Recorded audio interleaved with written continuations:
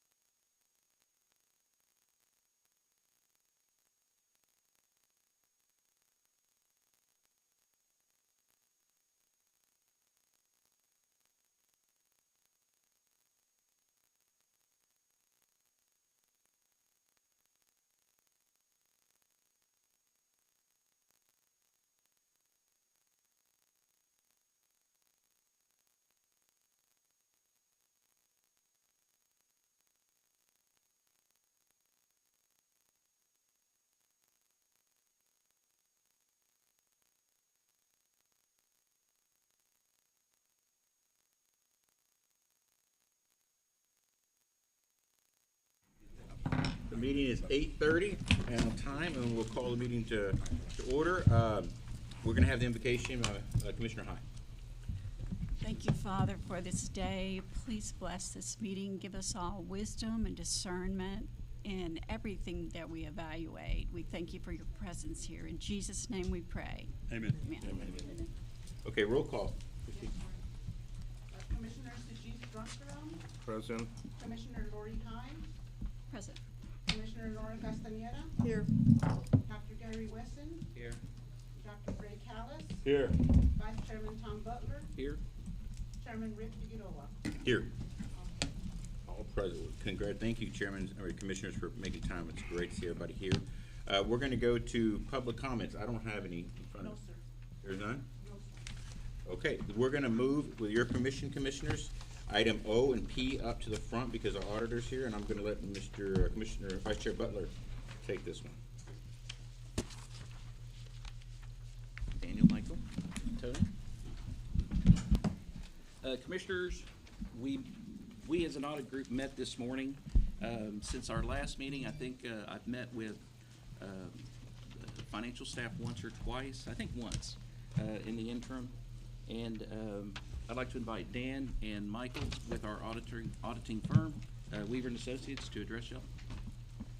Yes, good morning. I'm Dan Graves. I'm a partner with Weaver and Tidwell. Weaver is a public accounting firm, and they're the outsourced internal auditor for the agency. So I have provided in your packet, there is a summary of our internal audit activity. Thank you, Mike. Thank you. So this is the summary of our internal audit activity for fiscal year 2020. Chair, if I may ask, Oh. is there a material here? Tom, did we get the material prior, or did you just get it? I just got it I did receive it earlier in the week. Okay. The hard copies were in the meeting this morning. It should have been distributed. Right, we don't usually distribute it to the commission before, so. So just the audit group got it? Right. Okay, so this will be your first exposure to it then. But I'll tell you what, Commissioner, good question. We'll make sure you get a copy. Can we get a copy to him in the break when we go to executive session? Absolutely. And we can come up and address. If you have any issues, we'll come address. Go ahead. My apologies, I thought it was in the full Oh, go ahead, packets. please. So we did present to the audit committee this morning our summary of our activity for fiscal year 2023. Part of that is we had one major audit and then several follow-up audits from prior audits that we performed that had open findings. So the big audit this year was internal audit over over anti-trafficking unit activities. And so we were looking at the ATU, their activities. We did issue that report. When you get a copy of it, you'll see there is, we issue report ratings on our report. There are 3 ratings. They're strong, satisfactory, and unsatisfactory. The report received an unsatisfactory rating. And so before you're alarmed, what I want you to know and what I told the audit committee is not that the ATU and their activities are unsatisfactory, is that the internal controls that govern how the ATU operates needed to be strengthened and received an unsatisfactory rating because of where they're at as far as their internal controls. There were 2 findings in that report. The first finding was over standard operating procedures. So while there were some standard operating procedures in place, we came in very early in the ATU's existence, and that was done strategically by TDLR management so that we could help get things moving in the positive direction from an internal control standpoint as early as possible. And so we found some gaps in the standard operating procedures. Some of those were just missing items. Some of them were items where the unit wasn't following procedures as they had intended to.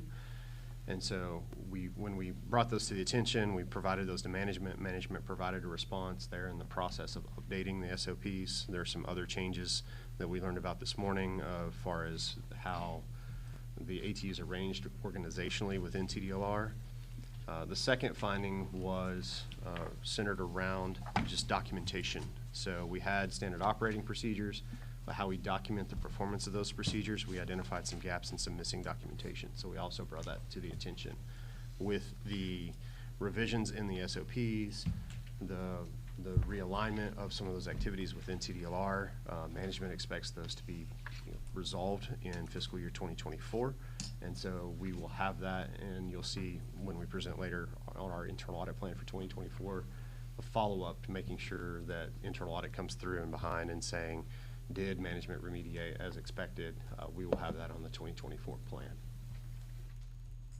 The other follow-up, or the other audit activities we had 3 different follow-ups. We had a follow-up over fleet management, we had a follow-up over enforcement administration, and we had a follow-up over revenue.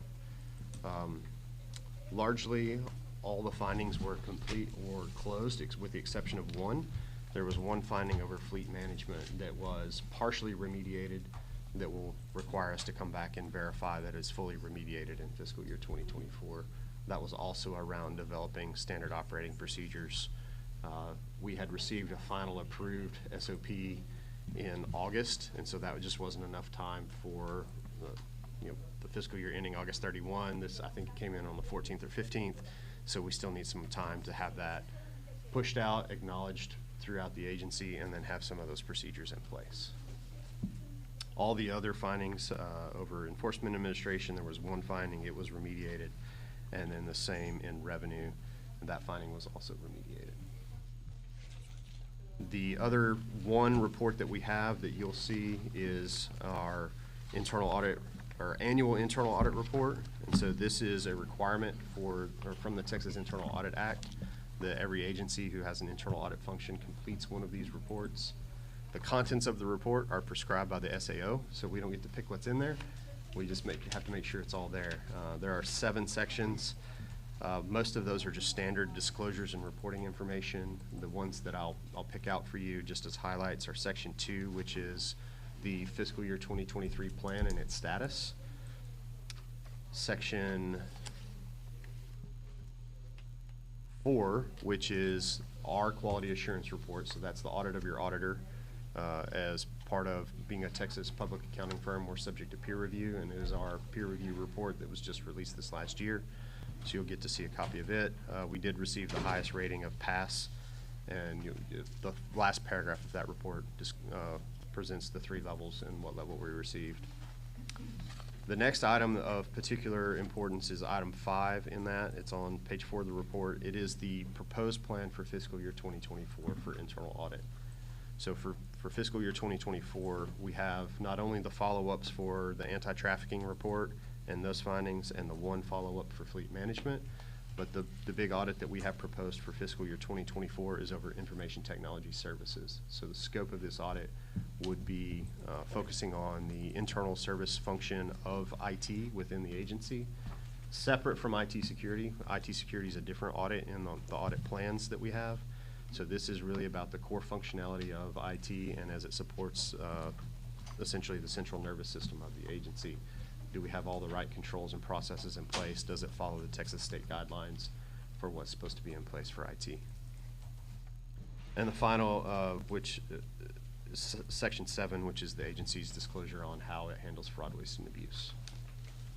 So that is our annual report that we presented. The last thing we have that you will get a copy of is with the inclusion of the vet board now under TDLR's umbrella of responsibility. TDLR has asked us to develop an audit plan for them as part of the assistance in working with that agency. And so over the next 4 years, what we did is we created a separate risk assessment. So similar to how we create the internal audit plans for TDLR, those are based on a risk assessment that we update every year. So what we were asked to do and what we did was we created a separate risk assessment for Vet Board to look at those roles and responsibilities and activities that Vet Board does. We went through our full risk assessment process with that combined members of the Vet Board management with TDLR management and developed an audit plan for fiscal year 2023 for just specific to Vet Board activities. And the 4 audit activities we have proposed there are for licensing, a separate audit over inspections, enforcement, and prosecution, sort of 3 different processes all tied together in one big audit. An audit over their budgeting and planning process, and an audit over procurement. So there's 4 separate audits on that plan, but it covers 6 different audit areas within that plan. And so that is the last item we have presented to you for your for questions and then for authorization for next year. Any questions of our internal auditors? Well, Chair, in fairness, this is the first time I've seen this one. Have no background information other than what it is. I wish we got some information, and I'll give it to you all for working whatever it is, but in terms of the ATU right there, you mentioned about some of our standard operating procedures are not correct. I have no idea what those are. So have they been upgraded, or Tony? Well, sorry, Tony Kubian, I'm the budget analyst for the agency, and I also serve as the audit liaison with Weaver and Tidwell.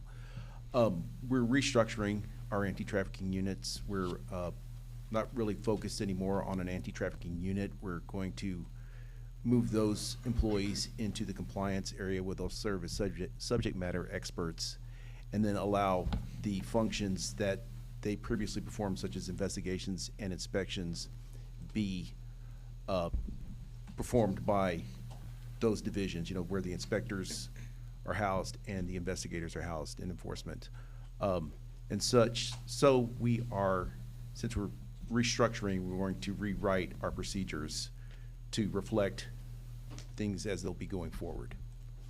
So, in other words, we didn't have any procedures before? No, we did. They just, there was gaps in some of them, and sometimes they weren't being followed. As I explained to the work group this morning, when we started the the anti-trafficking unit, several years ago, the folks that we hired on were the only folks we ever had. We never brought in anyone new. So they were all there from the beginning. They helped develop the training and the procedures and how things are done. And they've always known how to do things. So if there was not a procedure written down somewhere, it didn't really matter to them because they already knew what to do. And so when Weaver came in at our request to look for those kind of holes, they discovered that there were procedures that weren't in place. And so they pointed out, you need to have procedures for this, and you need to make sure you're following these other procedures. And so we will do that, but the procedures as they exist now, we're going to not use those anymore and the new procedures will reflect, or the new procedures written because of the realignment will be in place. So, basically, when Commissioner Butler gave me the first glance at it, it shows that once we have the investigative report or something, it wasn't filed properly. Is that a fair assessment, auditors? There were some, so we selected a sample of investigations to look at, Or and isn't there it a were. basic necessity that once you did something, you got to do or meet with investigative agencies? So those weren't followed right there, if I understand correctly. Yes, sir, I would say that every procedure that needs, or a process that needs a procedure written is important and needs to be there. Yes, sir. So we're looking at to revamp the entire stuff right there to comply with whatever it is. Is that fair assessment? We were going to revamp anyways, despite the findings of the audit, but. Where are we? Mr. Director, Yeah. I think that's probably easier question for myself and Kaiser to answer, because we actually been the ones that have been focusing on the anti-trafficking unit. Just to give you a little history, initially it was put in a particular position that was in, the supervisor also oversaw advisory boards. We made a concerted effort to take that anti-trafficking unit. We've moved them into compliance, into a section that closely aligns them with our cosmetology subject matter experts, our massage therapy subject matter experts, and barber, so that we have that alignment and they can actually communicate back and forth. The person that's now responsible for overseeing the human trafficking efforts is an individual that used to be with Refugee Services of Texas, which is a non-government organization focusing on human trafficking. She's now our lead in this endeavor. She's immediately come in and identified areas of improvement that we needed to do, areas of concern that she's identified, which pretty much fall in line with the internal audit that we received. When Hemet was here, he was aware that there have been some concerns that were raised in the anti-trafficking unit. And so that was the reason that Hemet had requested an internal audit of this function, which is now what you see before you. There have been improvements made. We are now focusing, and I'm gonna let Kaiser talk a little bit more in depth about how we're doing it, but we're now focusing on an entire agency-wide human trafficking effort. And so Kaiser will kind of be able to talk about what that unit is now within compliance. So, good morning, Christina Kaiser, Senior Deputy Executive Director. I would add that the restructuring that we're doing is essentially taking functions that this unit was attempting to perform and putting them into the divisions that already perform those functions for the agency. So previously, the unit was doing some field work. They were attempting to do investigations, they were attempting to do inspections, but this wasn't really ever their strength. And we already have people who do that. We have a whole enforcement division that does investigations. We have field inspections that does inspections of these facilities. And so this realignment is to align that work with the specialists we already have doing that work now. And so this will take advantage of very well-established procedures that we already have in place in the enforcement division and similarly in the field inspections division. And it will also take advantage of very good reporting capabilities that we have in those divisions to keep track of numbers and productivity and closing the loop on those processes. The reason I'm asking is because of the fact that we got about 10 new positions right there, so someone in the dome trusts that we are going to do our job Right. properly and appropriately on this critical mission right there. Right. So we got to make sure that whatever the findings and whatever you all come up, because I didn't even see that one, just glancing through it, unsatisfactory. I think, knowing what the auditors do right there, they have a full disclosure right there. So we got to be a little bit careful. If they trust us, we don't want to lose the trust of, then it may lead to something else right there. That's the point I was asking questions. Right. Yes, Thank you. sir.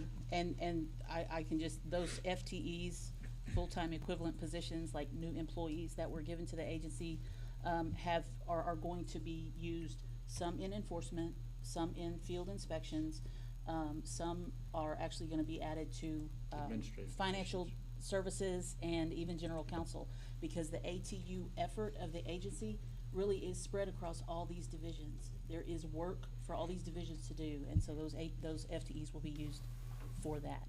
Okay, thank you. And Commissioner, I will let you know that, two things. One, Brandy has now forwarded the audit to each one of you, so all the commissioners have it.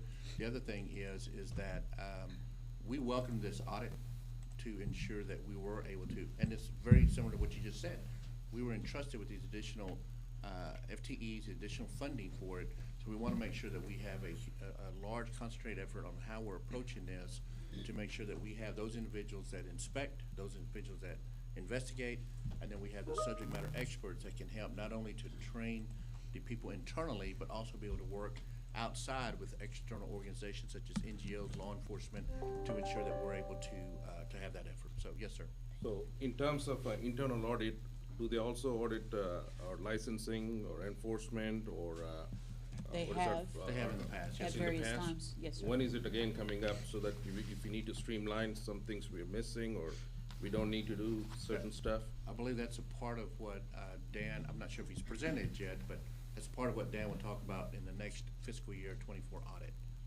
Okay, how about our infamous or famous software or, licensing issue with them? Have they audited or we don't need to do any audit on that? On whatever that happened the past couple of years on the licensing? The $2 million? No, there was not an audit performed on that. Is that needed right there? Given the fact that we're moving forward for something? I don't believe so. I don't think that there's a critical need for that to happen. We've been very transparent and open with the legislature and with the LBB with that.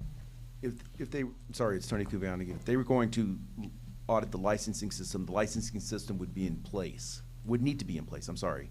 So right now, we don't have a licensing system in place, so there's nothing really for them to audit as far as a system. I mean, right now, we're still in the procurement phase of that, so all they would be auditing would be procurement, and that's not really the licensing Has system. anything been done in the past on the licensing I audit? think we do Yeah, have two systems, they- we have Versa and, Right, and they've audited that before. They did an audit of licensing, I think it was in 2018. And what happens is, once an area is audited, because it was recently audited, its risk drops. And so other parts of the agency rise to the top because of the inherent risk of that activity and the time it's been since it's been audited. So because licensing and enforcement had been audited a few years ago, they drop in risk and other things rise to the top. And this year, it's information services, which is not the licensing system, but it is other IT stuff. Yeah. Thank you. Yeah, the most recent, we performed an audit over enforcement administration in 2018. And then we also performed follow-ups over other programs such as tow trucks, booting, VSF, water, other information systems that were from 2016 that were our predecessor that also included licensing. So we've included all the licensing systems and the enforcement administration as part of our audits. In fact, one of our audit findings was one of the catalysts to go and get a new system because there were several disparate managed licensing systems. any other questions? No, okay. There was something I wanted to touch on. One of the things that we're talking about is the IT system, and that is one of the next systems that will be audited under the proposed audit report that Dan has provided us with this morning. Do you want to talk about going forward, what it is your plan is? Well, just give me a second, Chairman. Yes, sir. Do we need an approval on the 2023 before we go to 2024? We can combine them if you like. Okay. I mean, if the vote is That's to fine. I approve. just wanna make sure we're not, item O versus P. If you wanna go ahead, we can do that. Go ahead. Sure. Dan, you want to talk about what we have proposed? Yes, so as part of when I talked about the annual internal audit report, the internal audit plan for fiscal year 2024 is over information technology services. So that is the big audit we have planned and proposed for 2024. So that, again, is the audit that separate from IT security. So we have an IT security audit area that is separate, which talks about data protection, securing your network perimeter, et cetera. This one is over information technology services, which is all about how the IT function serves as, one is a service for the rest of the agency, but as the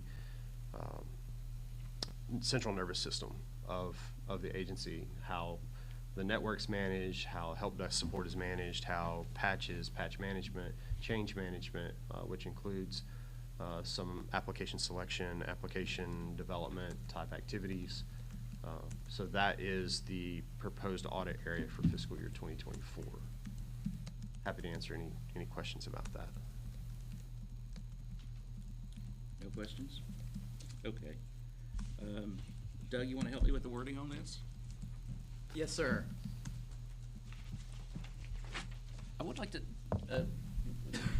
for the commission to consider, what about the possibility of just sending out the audit information to the entire commission when we send out the agenda? Absolutely. That way, any questions that arise Absolutely. can either be addressed to the audit committee before we meet, or they can be considered and talked about here in open. Tony? Whatever y'all say, I mean, No, that. I say we do it, and I Before say it was we vote on always, it. you know, just sending it to the audit work group so that the audit work group could do their thing and make the recommendation as the ones who dealt with the audit Yeah. to the rest of the commission, but But this is. whatever y'all's pleasure This is. is a valid concern, right? Human trafficking has an unsatisfactory, I mean, you know, everybody's hair should be on fire. What's going on? Mhm. And so I think it's okay. Okay. You know, let's disseminate as much information as far and wide as possible. Yes, sir. Chair, if I may ask a question, what's a typical time frame? You know, you all mentioned some of the, activities like 2018, we had certain audits right there. What's the typical time frame for us to, I know they dropped off right there as a risk right there, but what is the typical time frame for it to bring back into the audit right there? Is it 5-year term or 10-year, or just forget about it? Well, we don't ever forget about it. It's always on the risk assessment, and so we always look at it and reassess risk every year. And yeah, generally a 3 to 5 year cycle, depending on, so in your risk assessment, you have what shakes out as high risk rated, moderate, and low. We'll probably never audit the low because just from a resource standpoint, you've got to make decisions on resources. We'll get through the highs usually, and maybe some of the moderates before we cycle back around, and it all depends on various other audit activities, right? So procurement could be high, but we also know the comptroller's office comes in and does post-payment audits, so they're already auditing procurement a certain way, so we try not to expend resources where other external audits have already been performed, so we wouldn't sort of double dip in that area. And so it often depends on the cycle, other agency priorities, emerging risks, but typically, you know, a 3 to 5 year cycle is what comes up. So if you all are requesting that these 3 are the main high risk audits, that's what we got to work on? That's what we're correct. That's what we're proposing, because we have not audited information technology since we've been your internal auditor, and so that is an area that we have not touched yet, and so that's why we're recommending it. Do you think you got to add any more, or this is all you need, Tony? I mean, we could add more if that's what y'all would like us to do. I mean, it's just that, you know, there's a budget for the audit, and the more things you tack on there, the less in-depth you can get to each individual thing you have on there. Pretty sure you'll find the budget right there, because we got to be clean right there. That's the main thing. Let's have a full disclosure. Chair, I don't know what's your take. I'll leave it to you. To me? Yeah. You know, the way I would approach this is if there's a concern about any aspect of the agency that a commissioner has, we need to delve into it. Is there a specific concern that you have? And let's talk about it. If I know what it is, then I can probably understand. But like right now, I just got the audit right here, so I have no idea what it is. I understand. I think it puts you at a particular disadvantage to the rest of us. I get that, and that's unfair. And so I will remedy that with this vote. And that falls squarely on me as chairman of the Audit and Finance Commission, but Chair Butler? if that's a problem, 1 second, please. That'll be remedied today. Yes. Dan has a follow-up. So one key item that I should point out is just because you're approving a plan today doesn't mean that it can't be amended, right? We can always change. We can come back if there's a particular area of concern from the commissioners, from management. We can always modify the plan going forward. It's very simple to do. It requires approval. All we have to do functionally is change our plan and then report to the SAO that we've changed our plan. There's no issue. So if there are things that come up during the year, there's always an option to amend the plan. So I just want to leave that for your consideration as well. Okay. Any thoughts from anybody else? We're good? It's your baby, so I'll tell you what, Let's do it. I think that the idea of getting information, to seduce Commissioner Duckstrom's issue is, we'll get the report out. If we need amended, we'll bring it up and go through the audit committee, say, hey, this brings issue, let Tom have it and we'll put it on the agenda. Let it go through the committee so that he has a chance to address it, make sure that it is valid, right? You don't know what you don't know. That's correct. And so let the audit committee flush it out, and then they can put it on the agenda, and we can definitely bring it back to. I think I want to add on this one, you know, between now and what it is, I don't know what it is, you know, there are too many rooms out right here. So if something needs to be added right there, let's be clean, let's protect the staff and the agency name right there. If something got to be done, let's clean it up, you know. So when you have an issue, bring it to Tom, and when we read the report, if you have a concern, even if you bring Tom, we'll flush it through, and then Tom, we'll put it on the agenda, and we'll modify it. If you Is want that my- fair, Doug? Yes, sir. Okay, good. Yes, sir. And All right. and Commissioner, the audit usually doesn't get started till about January, late January, early February. So if there's a concern that y'all have, you know, at the December meeting, or I don't know if there's a January meeting, but we could always amend the plan then and inform the SAO and. In December, yeah, first meeting. And put that into Good the. question. Okay. Yeah. Any other questions? Good discussion. I just want to make a comment that the internal auditors, I can tell you, I've done this, so many things on different types of platforms. I agree with what you said, that if you start to audit everything, it becomes very dilute. And the more dilute you make it, and the more without oversight, then it becomes a sinking ship. I highly recommend, before we start sending all these audits out, and the state, the SAO, or the governor's office that already appropriates funds to us, we got to make sure we're auditing appropriately, not just because we're mad or we look at something differently. Number one. Number two, I will tell you, I give kudos to the staff here, because we would have not known as a commissioner. I've been on it for 6 years. This trafficking thing was brought up an audit from them internally to ask to be audited. So I will tell you that when they do that, I appreciate the staff looking into that, and also to thank you for causing up some concerns. And the final comment: do you audit any other agencies? Yes, I myself am the named auditor for about 7 agencies total within the state of Texas, and then we work with about a total of 14 or 15 agencies in a co-sourced audit capacity. So their director hires us to come in and perform specific audits or help and support in various The ways. reason I'm asking this is because when the governor talked about this years ago, when he wanted to make it very standardized throughout multiple agencies, including the Texas Medical Board and Nursing Board, I can go on and on and on about trafficking. Has everybody been clean except for TDLR?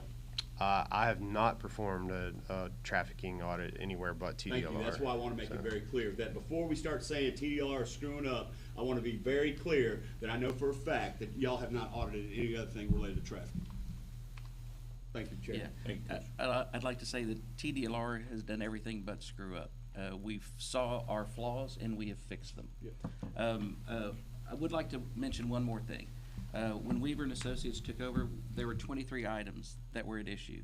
The staff has narrowed that down to 3 items that are out of compliance. From 23 to 3 is an amazing amount of work. And so thank you to the staff, thank you to the employees of the TDLR. It's when we find problems that we're able to deal with them, and that protects y'all. So, thank you for your hard work. Thank you for the commissioners and everybody that has brought up the points that needed to be addressed. Doug? We need a motion. Yes, sir. Doug Jennings, General Counsel. I would recommend that we make the motion to approve the FY23 Annual Internal Audit Report Okay. and the FY24 Internal Audit Plan. So, I would entertain a motion. So move. Second. So, we have a motion and a second. Any questions? I think I'm the one calling that. Oh, I thought I was. Appreciate the. So I appreciate your ambition, though. I've fallen I do into agree. old habits. I've been chairman of too many things. Appreciate the ambition. We have a motion, we have a second, any further discussion? All right, all in favor say aye. Aye. Opposed? Motion carries. Gentlemen, thank you. Tony, thank you so much. Thank you very much. Thank you, Commissioner, great discussion. And I And want to Chairman. thank Chairman Butler for his continued leadership on the audit committee. Excuse me, Chairman. Thank you, sir. Excuse me, Chairman. Just wanted to volunteer. I wanted to go back to one of the items. Oh, please find your seats. I'm sorry. Wanted to go back to an item we discussed a few minutes ago about providing those audit materials to the full commission. Just a friendly reminder that when we do that, we ask you, of course, not to engage in any discussions with each other about that until we have a noticed meeting. The work group, of course, is a different subject. The work group may, of course, deal with that. Just a friendly reminder. Thank you. Thank you. No, and actually, yeah, that's a huge, so I agree that we should see it, but make sure that only the work group discussed it, and we can bring it up there. And again, any issues, make sure we go through the committee, and the chairman can do it. Chairman of the audit committee, be great. But you can have this if you want. All right, let me go to executive session. We're gonna, you good? Okay, we'll now go into executive session to consult with our attorney under section 551.071, subsection 1, and 551.07, section 1, 2, and 551.074 Government Code. The time is 9:05. After the executive session, we'll take a break and come back, and let's just give ourselves, what do you think, Doug? 30 minutes? I think coming back at 9:30 or 9:35 would work. 9:35, and pick up the action item sessions and begin. We're gonna have two sessions. We're gonna put one at the end. This will be one of them, okay? All right.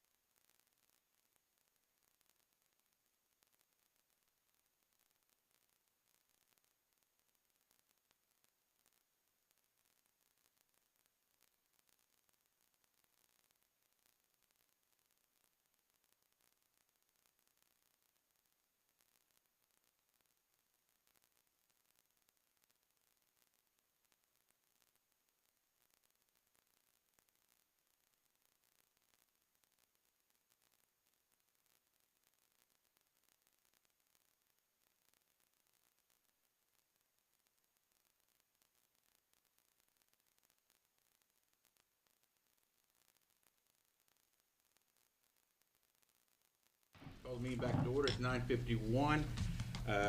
We are not back in session. There was no action from this executive session, so we're going to move on to commissioners. I'm going to go to minutes. I need approval for the minutes. So move. All in favor, say aye. Aye. Opposed? Chair, I Yes. got point of order. Can we defer it later on? Minutes? Because- Yes. Is there, I'm- wait, I'm- is there a correction that you have? Yes, sir, because we had extensive, who wrote this meeting minutes? Okay, we had extensive discussion, Ms. Strife, on the licensing and all, which led to the formation of the group. That's not shown on this one. Is there a reason we don't want to show that?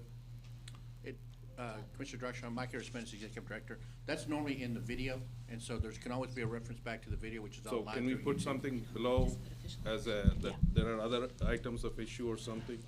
Because I have serious issues on the meeting minutes because I don't see a lot of stuff out right there. Okay. Commissioner Just a Droxram. minute. Della, why don't you address this a little bit? Okay. I can. Commissioner Droxram, this is Della Lindquist. Now I'm back being Deputy General Counsel. We could do a full minutes, which is really just having a transcriber do the whole thing. But what we do are the abbreviated minutes, so we just put official action, who was here, as far as you, whether there was a quorum, any action taken. And that's what we have always traditionally done, because if we put in one person's comment, we'd have to put in every person's comment. It's a lot of money to have the whole thing transcribed. So we watch the video. No, Commissioner, I- just let her finish this. Go ahead. So that's why the video is always there to go back, but our minutes are always, have traditionally always been official action, who's here, and whether there's a quorum, and the action taken on any official action, like the rules or whatever. But a discussion, we've not put in there, because then we'd have to put in everything. Fair enough. The reason is, Chair took liberty to establish the licensing group, subgroup, whatever it is, the licensing subgroup. It shows up right there, that there was an action taken right there, so that's the reason why I was bringing it up. If you don't need to, we can refer back to, I don't have an issue right there, but there was an action taken by the chair.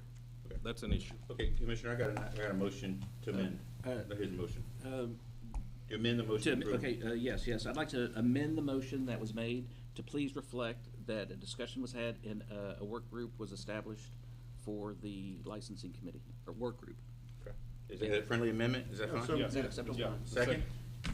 Is there a second? All in favor, say aye. Aye. Opposed? Perfect, motion carries. Okay, Commissioners, stay with me here, because we're gonna move around a little bit just for necessity in case. We're gonna go to contested cases. We're gonna hear Middlebrooks first, is that correct? Am I correct? Yes, sir. So, Mr. Middlebrooks, or Ms. Middlebrooks, if you get ready, that'd be great. And Jessica?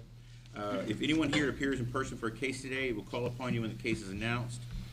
We'll hear from the prosecutor first, then we'll hear from you. You have an opportunity to speak. Make sure you speak clearly, say your name and who you represent. Each side will have 5 minutes to speak, with up to 3 minutes of rebuttal if needed. Please understand that the commission can only hear and consider information that is in record from when the case was heard at SOA. You must limit your comments to those matters that were presented at SOA meeting. Do you understand, sir? I do. Oh, perfect, okay. Mr. Trotter, go ahead. Thank you, Chairman. Good morning, Commissioners and Chairman. My name is Jessica Hurtado. I'm a prosecutor in the Enforcement Division. The ALJ recommends that you grant Jennifer Middlebrooks' application to renew her hearing fitter and dispenser license. I ask that you reject the PFD and revoke the respondent's license based on her criminal history. The respondent was licensed as a hearing fitter in March 2020. Subsequently, in November 2021, she pled guilty to misdemeanor criminal mischief and was placed on deferred adjudication community supervision for 2 years. The circumstances of this offense arose out of the respondent's employment with Beltone, a hearing aid provider. Respondent was not licensed at the time the offense occurred. Instead, she was employed as a patient care coordinator. Her job responsibilities included booking appointments, managing client files, as well as performing cleaning and minor repairs to hearing aids. Respondent's supervisor testified at the hearing that it would be illegal for him to allow the respondent to sell hearing aids to customers because she would not perform the required diagnostic testing on a client without a license. Dana Waldrip, a licensed hearing fitter employed by Beltone, also testified at the hearing that she worked with the respondent at the Beltone's Mansfield location. Ms. Waldrop has been licensed since 2012 and is knowledgeable about the laws and rules regulating the industry. She testified that she went on maternity leave in September of 2018, and when she returned to work in January 2019, she testified that she began coming across discrepancies in some of her clients' files regarding their hearing aids. She testified that if a customer trades in a used hearing aid, Beltone either donates it to charity or sells it as a refurbished hearing aid. The respondent pled guilty to obtaining a hearing aid from one of Beltone's patients and reselling it to another individual. Respondent's supervisor, a licensed hearing fitter, testified that the respondent was in no way qualified to sell hearing aids to clients. Respondent did not provide the diagnostic testing and calibration that would have occurred if this was a legitimate sale conducted by a licensed hearing fitter. In addition to the criminal mischief offense, the ALJ found that the evidence established that respondent intentionally deceived a second client of Beltone's in order to facilitate the sale of a hearing aid. This client testified at the hearing that respondent told her she could get a new set of hearing aids as part of a limited time sale if the respondent if she paid the respondent $2,500 in cash. In fact, the respondent sold the client a used set of hearing aids. Again, no hearing test or calibration was done to ensure these hearing aids were appropriate for the client. Ms. Waldrop testified that the hearing aids respondent sold to this client were not properly refurbished, did not have the required contract, and therefore lacked the warranty usually provided by Beltone, and that the power output was not sufficient for the client's needs. Additionally, she testified that Beltone never ran a cash-only sale during this period of time, and there was no evidence Beltone received the proceeds of this sale. Ms. Waldrop testified that she does not believe the respondent is fit to hold a hearing fitter license. The ALJ found that this offense was directly related to the licensed occupation because the respondent had the opportunity to commit this crime solely because she was employed at a hearing fitter establishment. Because the offense was a crime against property, and continued employment as a licensee may offer her an opportunity to engage in further similar conduct. However, in weighing the factors, the ALJ concluded that the respondent was fit for licensure. The department disagrees with the ALJ's weighing of the Chapter 53 factors. Crimes against the elderly can have devastating consequences, financially, physically, and emotionally. Clients of hearing fitters tend, by the nature of the industry, to be older individuals who are vulnerable to being taken advantage of by a charming personality and the promise of a good deal. Respondent's employer, who has been in the industry for almost 30 years, testified the industry must uphold the trust of its elderly customers who are susceptible to fraud, and testified that in his opinion, the respondent is not fit to hold a license. The department concedes this is the respondent's only criminal history. However, because the respondent used her position as an employee of a hearing aid fitter establishment, and because of the great concern that fraudulent acts pose to the clients of this industry, the department does not believe the respondent is currently fit to hold the license. Therefore, I ask that you reject the PFD and revoke the respondent's hearing fitter and dispenser license. I'm available to answer your questions. Thank you. Any questions, commissioners? Okay, sir. I'm gonna have you fill out a public comment form after this, but, Okay, I go thought ahead. I- Just say your, it's okay, go ahead and say your name and who you represent. My name is Harry Trey Harris III. I am an attorney in Fort Worth, and I represent Jennifer Lynn Middlebrooks, the respondent in this action. Thank you, Counselor. Go ahead. Commissioners, we wholly agree with the decision of the administrative law judge after a hearing was held on December 22nd, 2022. Witnesses were offered, including Waldrop and Burnham, who counsel refers to. However, in my closing arguments, I stated that because Jennifer Lynn Middlebrooks was no longer working for their company, you know, they had what I would call an axe to grind with her, and saw it as an opportunity to discredit their competitors. After an extensive hearing that day, pursuant to a signed administrative law judge, Ross Henderson, the presiding administrative law judge in this matter, signed on April 27th, 2023. After hearing all of that evidence and our rebuttal evidence, respondent is fit to hold a license pursuant to the Texas Occupation Code, section 53.022 and 023. My client did plead guilty to criminal mischief. However, it's been over 5 years since then. It wasn't directly tied to the hearing aid fitter occupation directly. And at the time that the administrative law judge rendered the opinion, she was no longer on deferred adjudication. She had successfully completed the program. The administrative law judge found that, do y'all have a copy of the administrative law judge's Yes, opinion? yes, sir. Okay, very good. I'm going to respectfully request that y'all refer to page 30 and 31.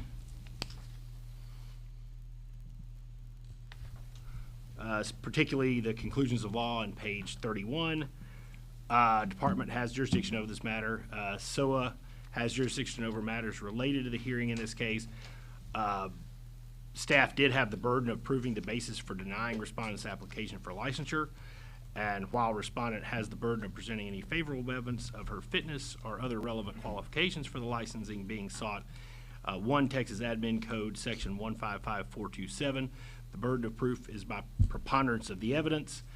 The commission may deny, revoke, or suspend a license. However, on page 32, the conclusion was that she is fit to hold a license. This crime, the class A misdemeanor of $750 or greater,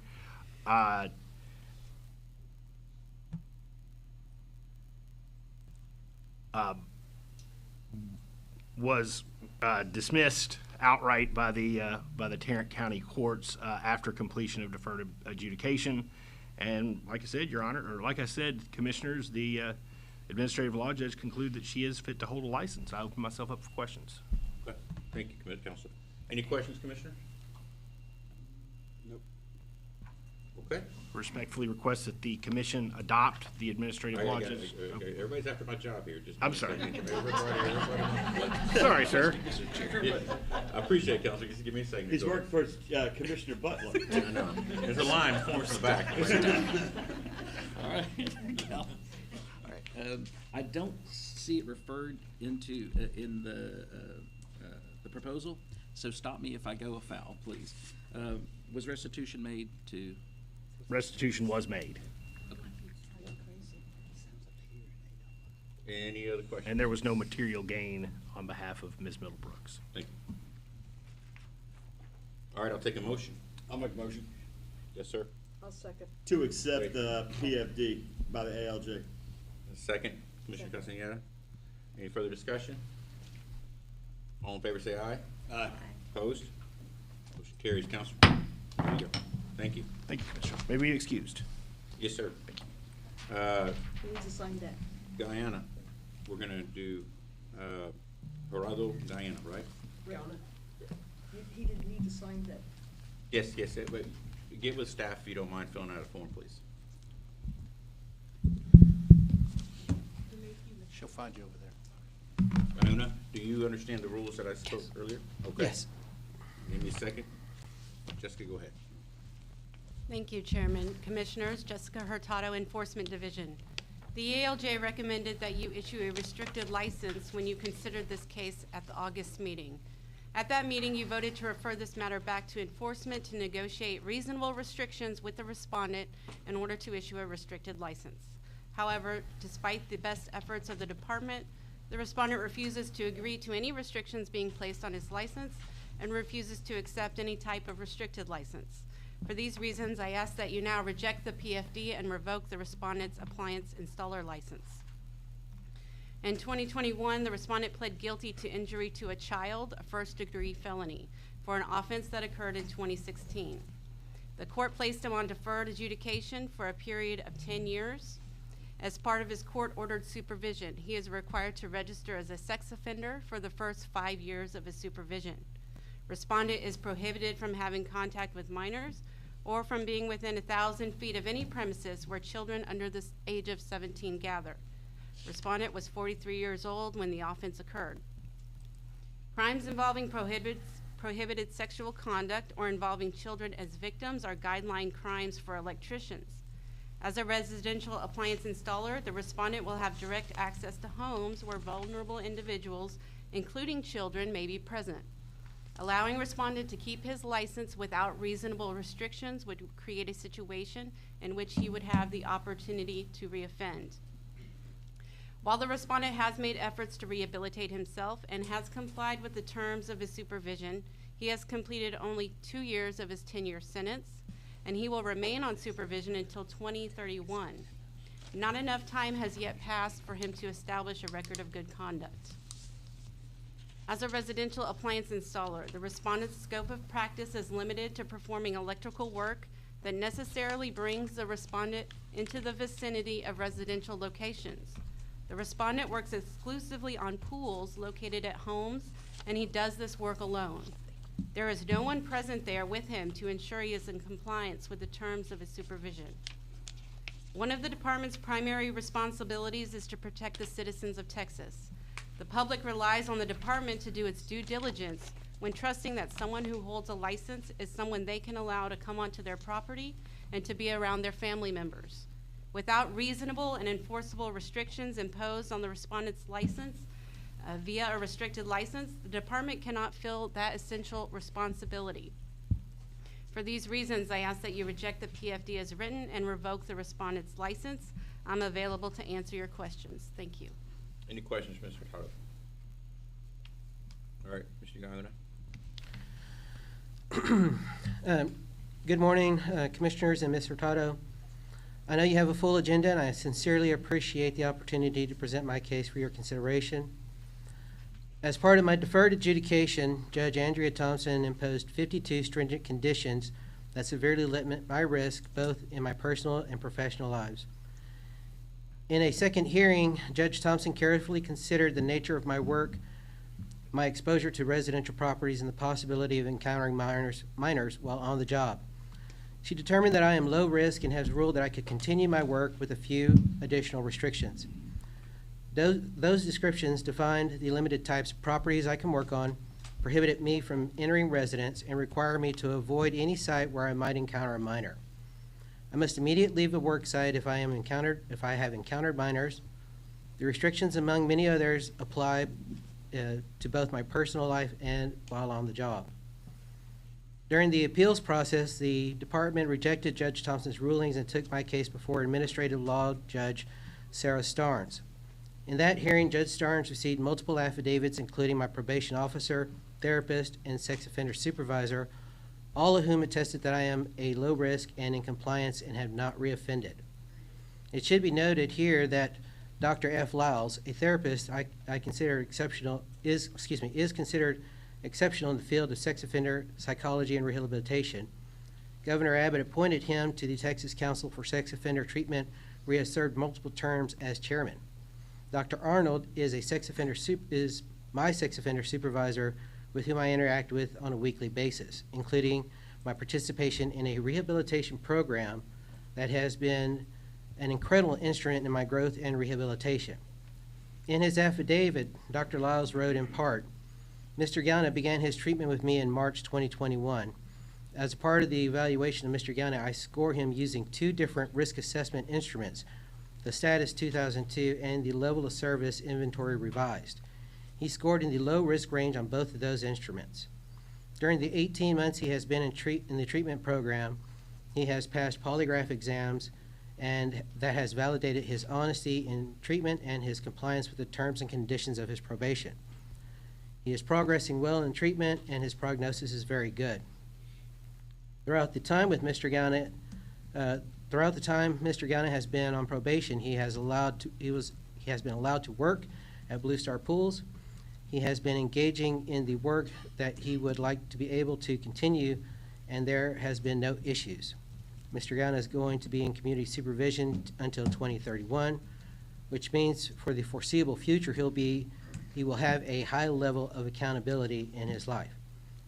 In sum, Mr. Garana is a low-risk offender. He is doing well in his treatment. He is subject to a high level of accountability via the Collin County CSCD. He has been working without incident since he has been placed on probation. I respectfully submit this information for consideration as the licensing board determines whether or not to renew his residential appliance installer's license. Having considered those testimonies, Judge Starnes staunchly disagrees with the department and stated that Judge Thompson's arduous restrictions impose such a structure of close observation and supervision to adequately protect the public and assure my rehabilitation. She further noted that I have been in compliance and have not reoffended. The department was not satisfied with the findings of the judicial system and continued to pursue and impose a restricted license. The department's most recent proposal, containing 7 terms, 5 of which specify where I can work and whether I can enter a work site or whether I can interact with a minor. As you can imagine, these things have already been carefully defined in my deferred adjudication. Restricting my license to reinstate them simply duplicates requirements that have already been legally mandated. The last proposed terms assume that the courts have left the public completely unprotected, yet provide no further security or other benefit. They would require me to carry a copy of an agreement of the restricted license with me to show to anyone who requests to see it, and provide a quarterly report to the department listing all properties I had to leave due to encountering a minor. When Judge Thompson determined me to be at low risk, she didn't imagine the department would attempt to duplicate her ruling in a restricted license agreement, so she did not delineate it in her adjudication. I have carried an appliance installer's license since 2010 and have not once been asked to see it. Further, by issuing a license to me, the department has the right to demand my employer or I provide my work records upon request. In 13 years I have held the license.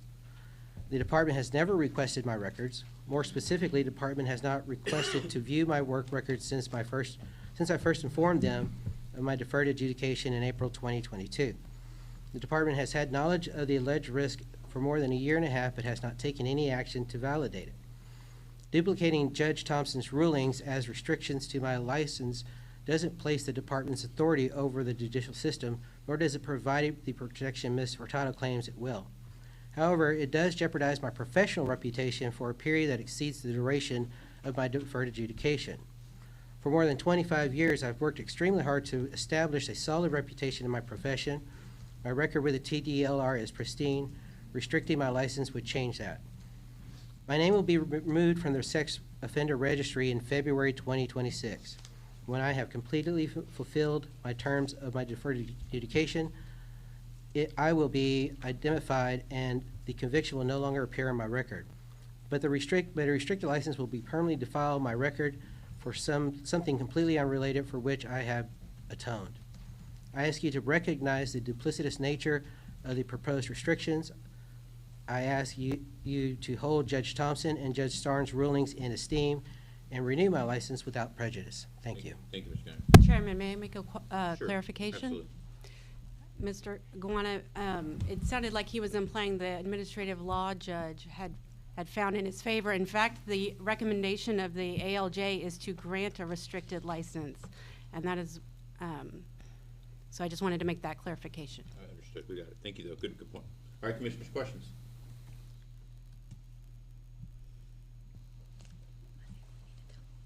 Commissioner, I make a motion that we adopt the PFD as recommended. Okay. Second. Any other further discussion? I'm sorry, what was the motion? It was hard to hear. Adopt the PFD as Okay, thank you. Any further questions? All in favor say aye. Aye. Opposed? Motion carries. Thank you, sir. Appreciate it. Thank you, Jessica. All right, we're going to jump to item 7.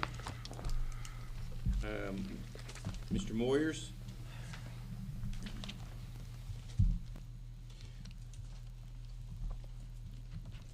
Okay, Jessica, you understand the rules, sir? Yes, sir. We just talked Thank about, you. great. Yes, sir.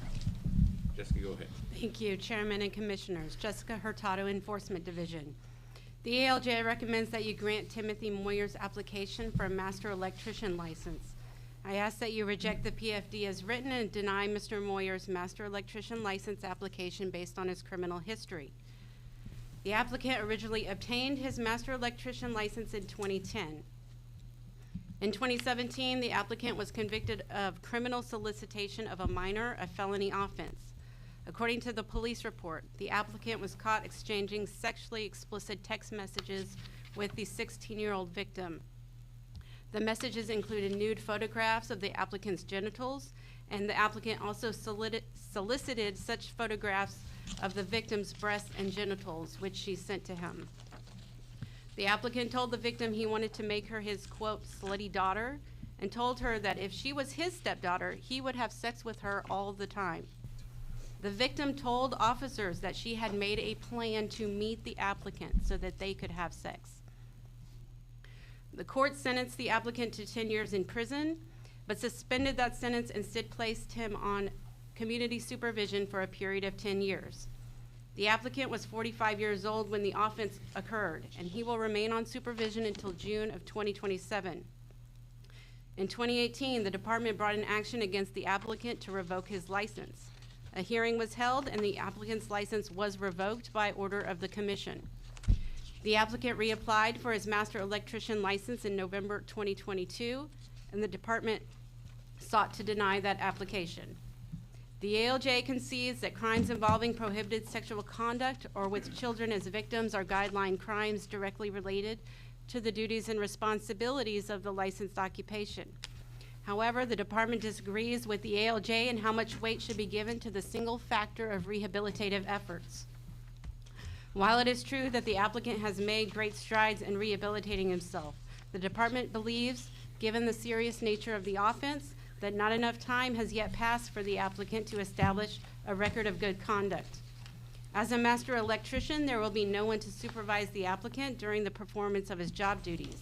And there are no restrictions on the types of jobs he can perform, including residential work or work at schools, daycares, or other locations where vulnerable members of the public may be present. In order to protect the public citizens of Texas, I ask that you reject the PFD as written and deny the application. And I'm available to answer your questions. Thank you.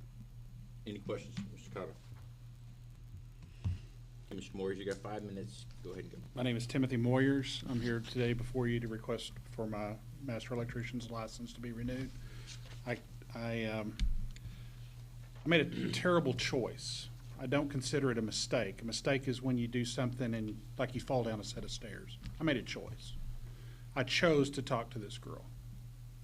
I was under the influence of prescription medication and alcohol. No excuse. I'm not making an excuse. I'm just saying I was being given tramadol for my back. I have a back injury. And I was also medicating with alcohol on top of the tramadol. I was going through some very bad times in my personal life. I wasn't with God in any way. And I truthfully, I will tell you that this charge is forced me to relook at my life in a lot of ways. I have submitted, and you have them, I'm sure, the letters of recommendations. I didn't get any friends or family to write letters. My one letter from Pathways, which is my forensic pathologist, I have, to this date, now when the submittal was submitted, I had done 241 weekly sessions. I have done well over 300 weekly sessions at an hour and a half a session of intense counseling. As she says, I have passed every lie detector test I've been given. I have taken total responsibility for my actions. I've never denied what I did. Matter of fact, when the police came to me, when they said, you know, are you going to plead? I said yes, because I did not want to victimize the victim anymore. There was no reason to re-victimize this victim. I took total responsibility for my actions. My counselor says that my progress has been excellent. I have had no criminal record before this, nor have I had any criminal record after this. None. I haven't even been given a speeding ticket since then of any kind of criminal act. The city inspector in my town, he wrote a letter of my character, my probation officer. But my main one that they brought up at the hearing was that I was not trustworthy to be in people's homes. When my license was removed, I went to work for a management company, and that's all I have done is work in people's homes. My license, my requirements don't say I can't work in people's homes. What I have to do is I have to have the owner of the home or the tenant sign a letter. This is part of my probation. Sign a letter stating that I am a sex offender and that I've been charged with this crime. That's a requirement that the judge put into my paperwork. So my feeling is this: because I'm on probation, I'm a better candidate for you to accept because I have lie detector tests that are going to monitor me. I have a judge who will put me back in jail in a heartbeat. He will not hesitate. He will send me to jail today. I mean, that's the guy, this guy in my county, he is hardcore on sex offenders. I have accountability through lie detector tests for the next 3.5 years. I'm on probation. Yes, I'm a registered sex offender, and I will be for 10 years. My crime was online criminal solicitation of a minor. I had no meetings, and I can't argue any of the facts that she's given me because I pled guilty, and I can't say that what they say is true or not true because I lost that ability when I didn't go to court and fight it out in court. So anything that's said, I can't deny. I can't say that that didn't happen, okay? I can't lie about any of that. So I just ask you that you accept the administrative judge's order, that you consider that I have created more victims than just this teenager. I've hurt my wife. I've hurt my family. I've hurt my workers that I lost when I lost this position. My plan is this. I'm not going to own the contractor's license. My wife will be the contractor. She's a very capable businesswoman. She will be a female-owned electrical company in the state of Texas. I don't plan on doing any residential work because I don't want any chances to be in contact with children who might claim something that I didn't do. I don't even want to risk it. But I do want to put people to work. I do want to put people back to work. I do want to put my employees that I had before back to work, and I want to build the electrical industry in Texas, which we are so desperately in need of electricians in the state of Texas. I just put myself on y'all's mercy and ask for you to consider the facts and the fact that the judge, the statements that the judge wrote about this case and what he found in the hearings. Thank you, Mr. Moyer. Thank you. Commissioners, questions? How do you say that your wife is going to be involved? She's going to be the contractor. She's going to run, and here's what you have to understand. My wife is actually what they call the chaperone. Okay, I have, my pastor is a chaperone so that I can interact at church, but my wife is my chaperone, and anytime I'm around small children or younger than under 18, she has to be present. I'm not even allowed to be there. So she's made a promise to the court system that this is the only way he's going to operate. Not only will it hold me accountable, she's held accountable by the same guarantee that she's made to the court system. Any other questions?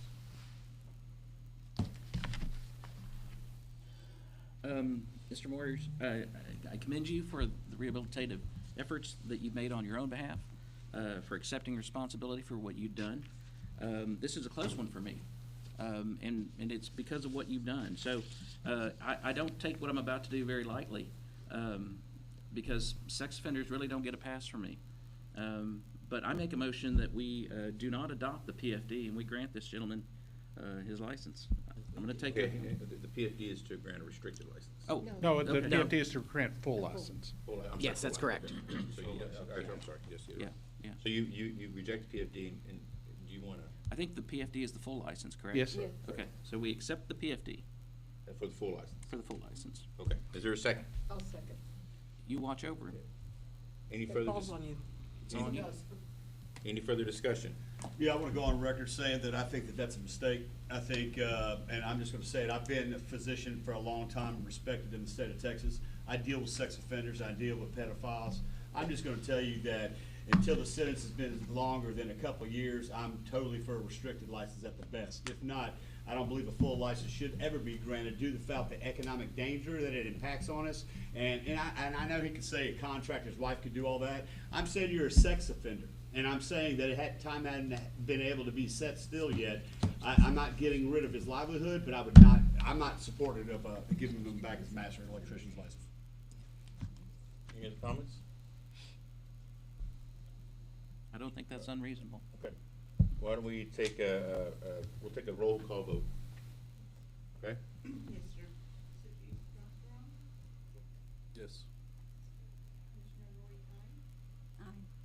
Dr. Gary Wilson, Aye. Commissioner Dora Castellanos, Aye. Dr. Ray Callis, Nay. Vice Chairman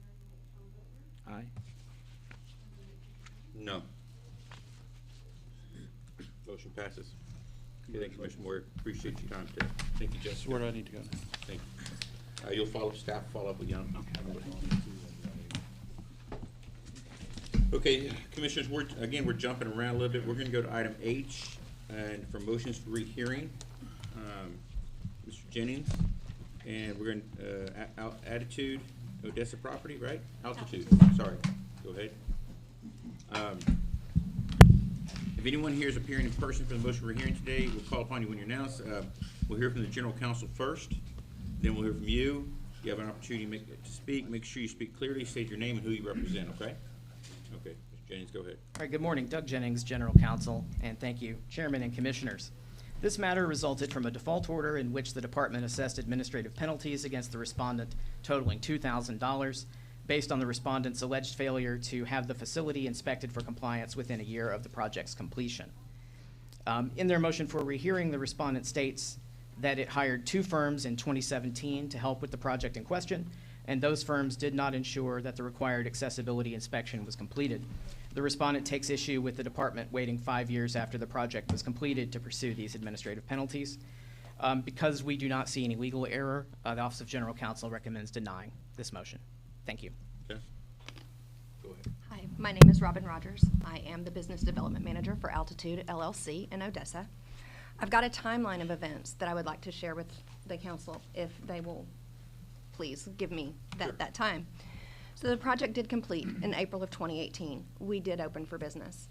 We actually hired 3 different contractors, one of them being Barb's Cross, which was located in Odessa, Texas, Mulehern Wilson Contractors that were located in Little Rock, Arkansas, and Dimensions Group Architect Agency that was located in Dallas, Texas.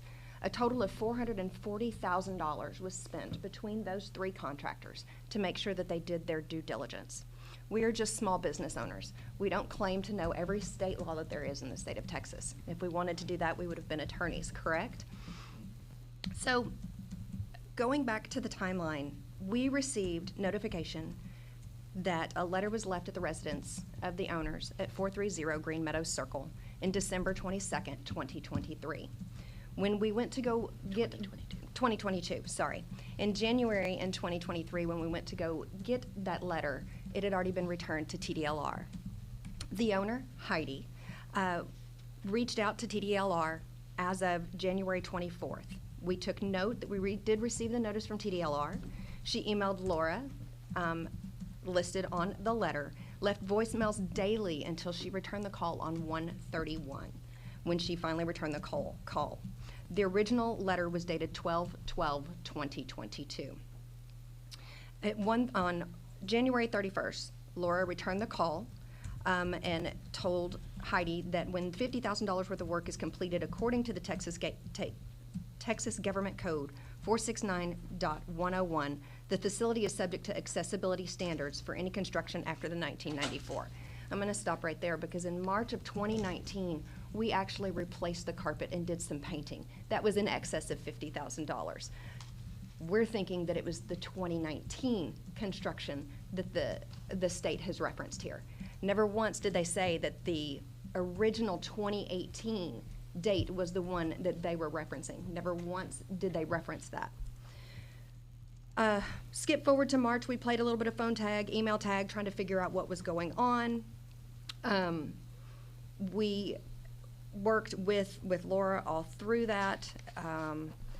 April, emails from Altitude Odessa, working with Laura Crumbly at the local Odessa office, trying to rectify the situation. Misinformation to the incorrect work completion date provided by the state from the contractors. Laura Crumbly stated to our employee, Ricky, that it was an active and open case and would not be moving forward with the fine. That was April 5th, 2023. July 20th, 2023, order for the decision of executive director was signed. So just 2 months later, again, this is an active case. We're continuously working with Laura, trying to figure out what happened here. Still really don't have any answers. As of 8/1/2023, the letter was received by Altitude Odessa that was dated 7/20. Between this time and 8/1, we were under the impression that this is because we repainted and changed out carpet tiles in March of 2019, not the initial opening inspection. Ricky and Laura were working on getting this rectified. This was not cleared up until I reached out to TDLR on Thursday, 8/3, and was able to get a hold of Ms. Mara and Robert Reyes when he called me back on 8/4. Robert worked diligent with me. I did everything as the letter had stated. I sent a letter or an email to the general counsel, which I also want to state that the email address on the letter that was certified mailed to us was incorrect. It wasn't until I reached out to Robert personally after that he said, "Oh, you're right.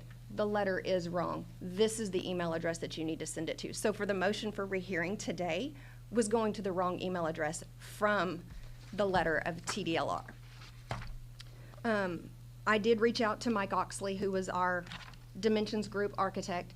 He did state that that was not done, that the original inspection was not done. It was failed to get done by Barbed Cross. And then turned with Mr. Reyes and working with Marcia to get a current inspection worked with. So I've sent emails from 8/4, 8/7, 8/7, 8/7, 8/17, 8/18, received the confirmation from Ms. Mara that we were able to come and speak to everyone here. So as you can see, we've had several different forms of miscommunication. No one has ever bothered to explain to simple business owners what we did wrong, right? We hired a company to take care of our best interests. Unfortunately, unbeknownst to us, those companies did not take care of that best interest. After careful research with Robert Reyes from the TDLR and myself, we were able to determine what the issue was and were able to rectify it and try to schedule a current inspection.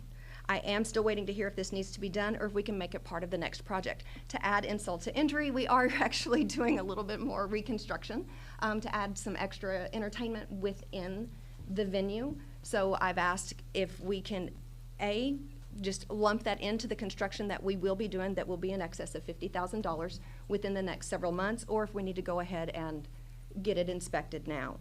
The lack of communication from 2018 to December 2022 from the TDLR is over a 4-year gap, depending on the actual completion date that you actually take into consideration. When asked why the notification took so long by the TDLR attorney, the response was that they were getting all their paper documents transferred to a digital system. This does not mitigate the fact that the state, TDLR, did not have a due diligence system to get this rectified timely. We are business owners, not employees of the TDLR or attorneys that would know state laws regarding this. This is why we paid personnel to take care of that. I ask that we will commit to getting the business inspected, but request that the fine is dismissed due to the lack of communication from TDLR. Thank you. Thank you, Ms. Chairman, may I just offer a Yeah. couple of things in return? One of the things I'd like to speak to is, in a motion for rehearing, when a respondent states the grounds of error, that's what I bring before you. That's what I look into. And so, in the motion for rehearing itself, primarily, the argument is, that there was a long duration, right? There was a long stretch of time where no action was taken. But didn't really raise the issue about the confusion about the project numbers, or no returned calls from staff. And if those had been alleged, I certainly would have looked into those. So from a legal perspective, those issues are not before you right now. I still think you have I still think the respondent has raised a legitimate question about the date range, and I'm happy to, if you need to hear from enforcement on that, we're happy to bring someone up. I'd still recommend denial because I cannot identify any legal error. The statute places the responsibility for procuring, for getting that inspection on the owner of the property. We very commonly see people in this space who have hired others to help take care of the design, of the construction, of the paperwork, and sometimes they don't follow that, but the responsibility by law is on the owner. So, Commissioners, let me give you this. Motion for hearing on, but you could address the fine. You could reduce the fine. You could dismiss the fine. In case move on. So there's a little bit of latitude you have here. I just want to make sure you're aware of that. I'm not suggesting that, but is that accurate, Counselor? Yes, sir. Okay. What is the fine? $2,000. I want to make sure later. Any questions? Yes, sir. You're currently undergoing a project, a renovation project of some That's sort? correct, yes. Is it your understanding that it complies with the accessibility standards that TDLR has? You sure about that? I actually had the architect waiting to send it to TDLR. Okay. So I have an email in my inbox saying that once we're ready to go, we approve the project architecturally wise, he will get everything submitted to TDLR. Okay. And now that I know that this exists, believe me, I am following through. Drive here from Odessa to tell We us? drove here from Dallas-Fort Worth, yes. Okay. Yes, sir. I make a motion that we don't need a motion for rehearing. I also believe in business owners, having multiple businesses myself. This is not as, this is so clear cut to me that I would reduce the fine to 0 due to the fact that this has no criminality allowed. I think it's just delayed on comprehension on communication. So I'd let them continue to grow that business in Odessa, and I would not grant a motion of rehearing, but I'd decrease that fine to 0. Okay. I'll second that motion. Second. Any further discussion? All in favor, say aye. Aye. Opposed? Excellent. Thank you. Congratulations. Good luck. Thank you very much. Appreciate it. Thank Thank you, you. Chairman. Ms. Jean. Okay, we're gonna go back into executive session. Doug, do I need to read this again? Yes, sir. All right, I'm on it. Specifically with regard to Number 3. Okay, just a second. Let me put my eyes back on.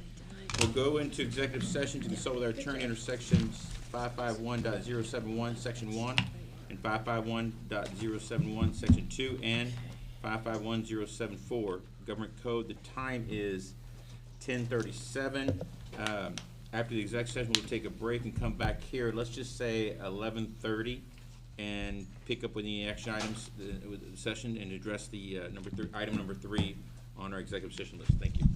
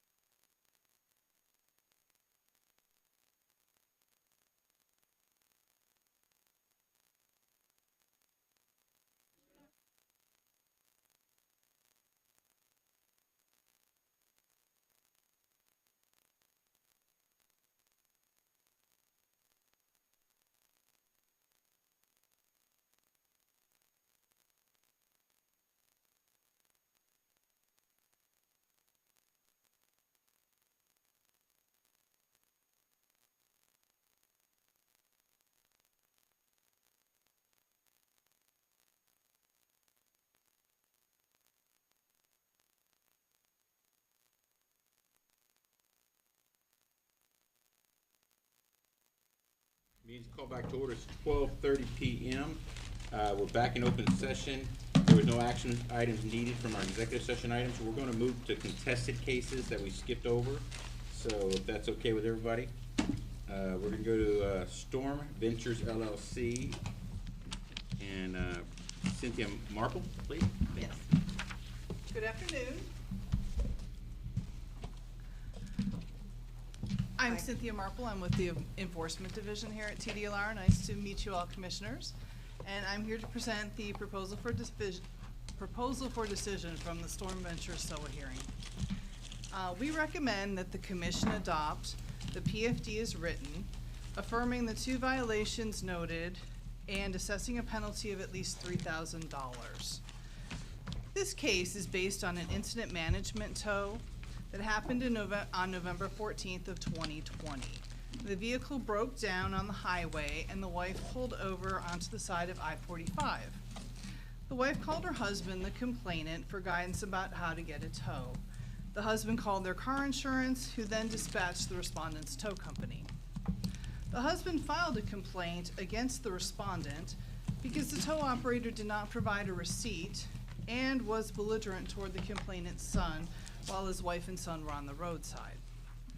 When the TDLR investigator called the respondent to obtain his side of the story, the tow operator answered and put the call on a speaker.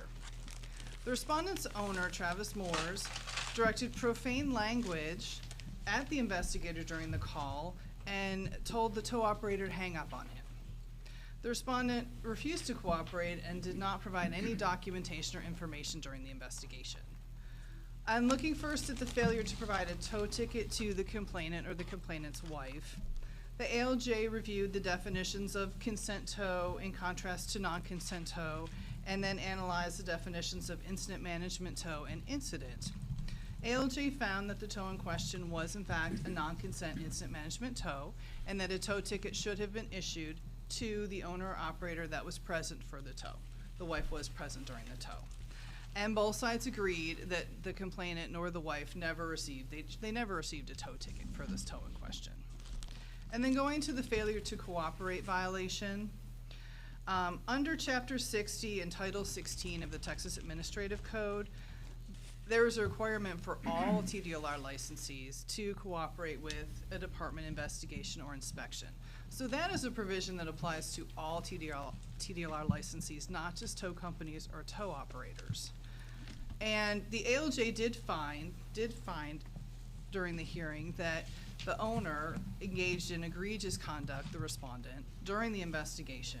And she also noted that an email that was put into evidence confirmed his refusal to cooperate. In the email, he pointed out that it is pointless to cooperate with TDLR and that no company has any obligation to cooperate with TDLR even if they're regulated by TDLR.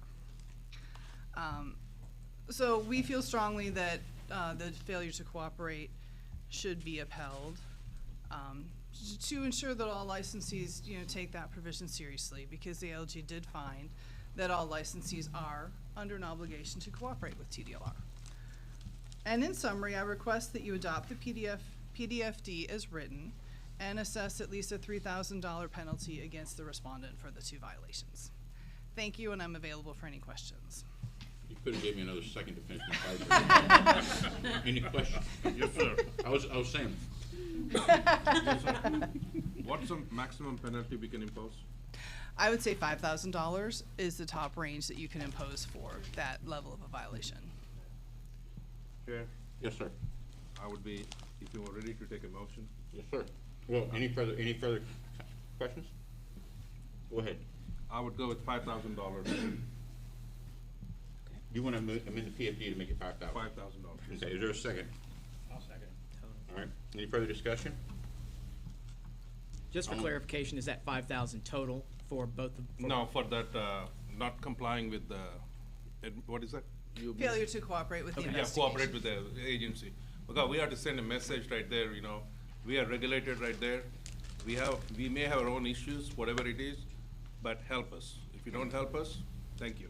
Okay. But this wrongdoing, this failure to cooperate had to do with the email and what else? So. Not responding?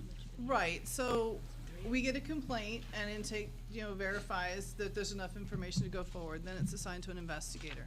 The investigator will reach out to both sides, to get both sides of the story. So when he called the respondent to talk to the tow driver, tow operator, and the owner, said, basically cussed him out and hung up on him. So he refused to even talk to the investigator. And then the investigator could not do additional investigation. So, tow ticket was never given to the complainant, and the tow company didn't cooperate, so he couldn't even get a tow ticket or any information from the tow company about their side of the story, what they did or did not do. So there was just no way to get information from them. The email was later. That's when he requested the hearing, where he also, had unpleasant things to say about TDLR, including, we don't have to cooperate with you, but they do under Chapter 60. Because we're not a law enforcement agency, we can't get search warrants, we can't arrest folks, we need But their cooperation. There was initially just that one phone call. Correct. Because the investigator felt it was not productive to try again, because he was very abrasive towards the investigator. Okay. Any other questions? All right, we got a motion and a second.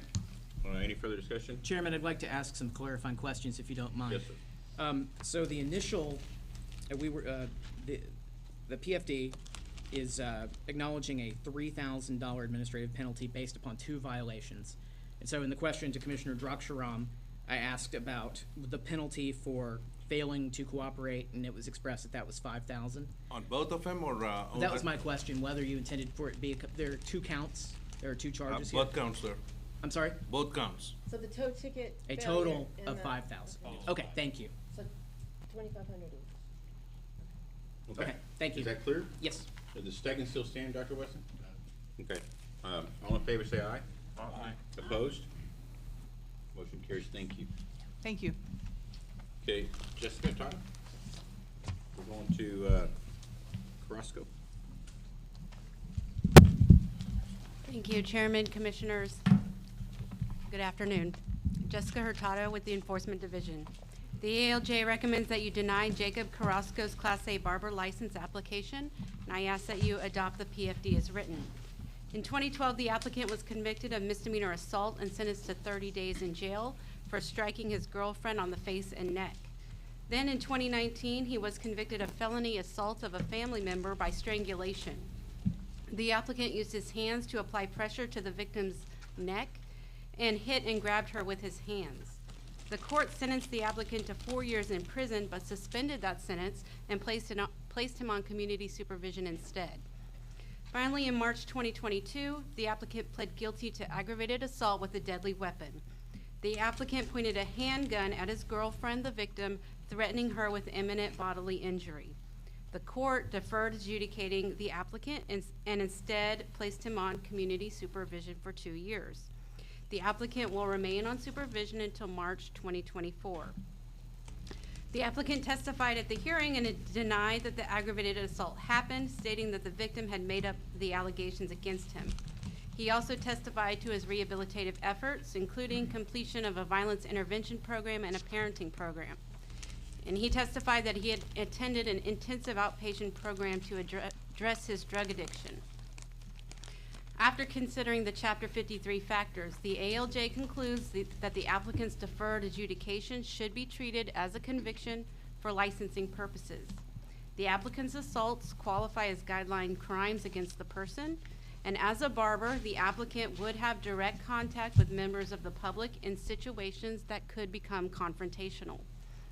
The applicant's criminal history shows a predisposition for reacting with a violent response, and the ALJ specifically notes the aggravated nature of the applicant's most recent offense involving the use of a firearm.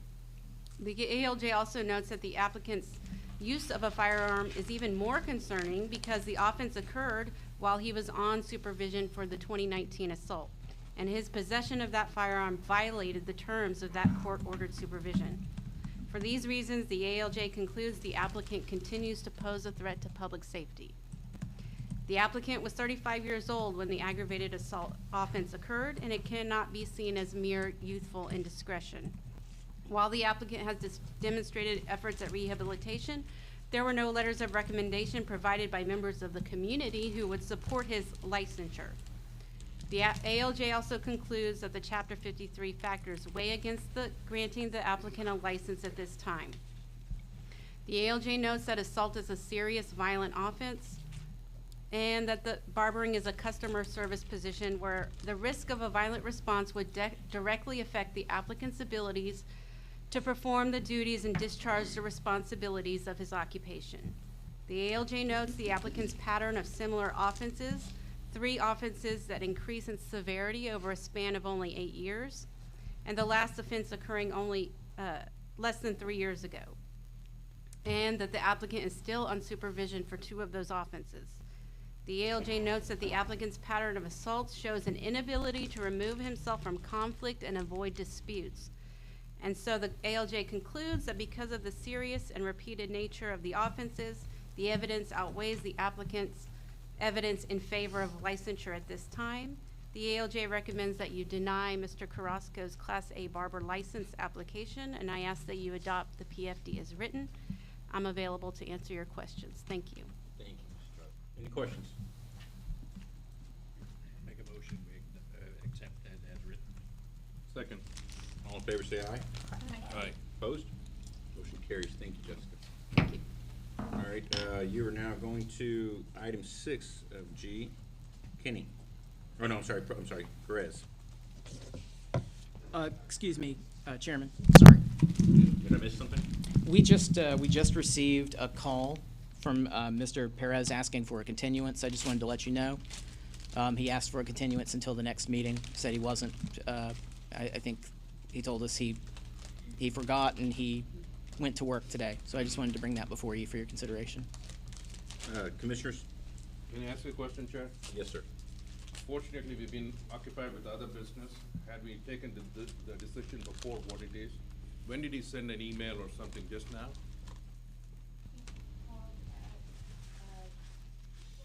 He called us at 12:03, Commissioner. Okay. So, Commissioners, if you want to do a continuance, we can. If not, I'm open for the motion or not. Deny. We need to continue now. Your motion. Motion to continue now. To deny his continuance? Request for continuance. I don't have a problem with the continuance. Okay, you're making a motion for continuance? Yes. Okay, is there a second? I'll second Ms. Hyde's motion. Okay, we got a motion to continuance, we got a second. Any discussion? All in favor say aye. Aye. Opposed? Okay.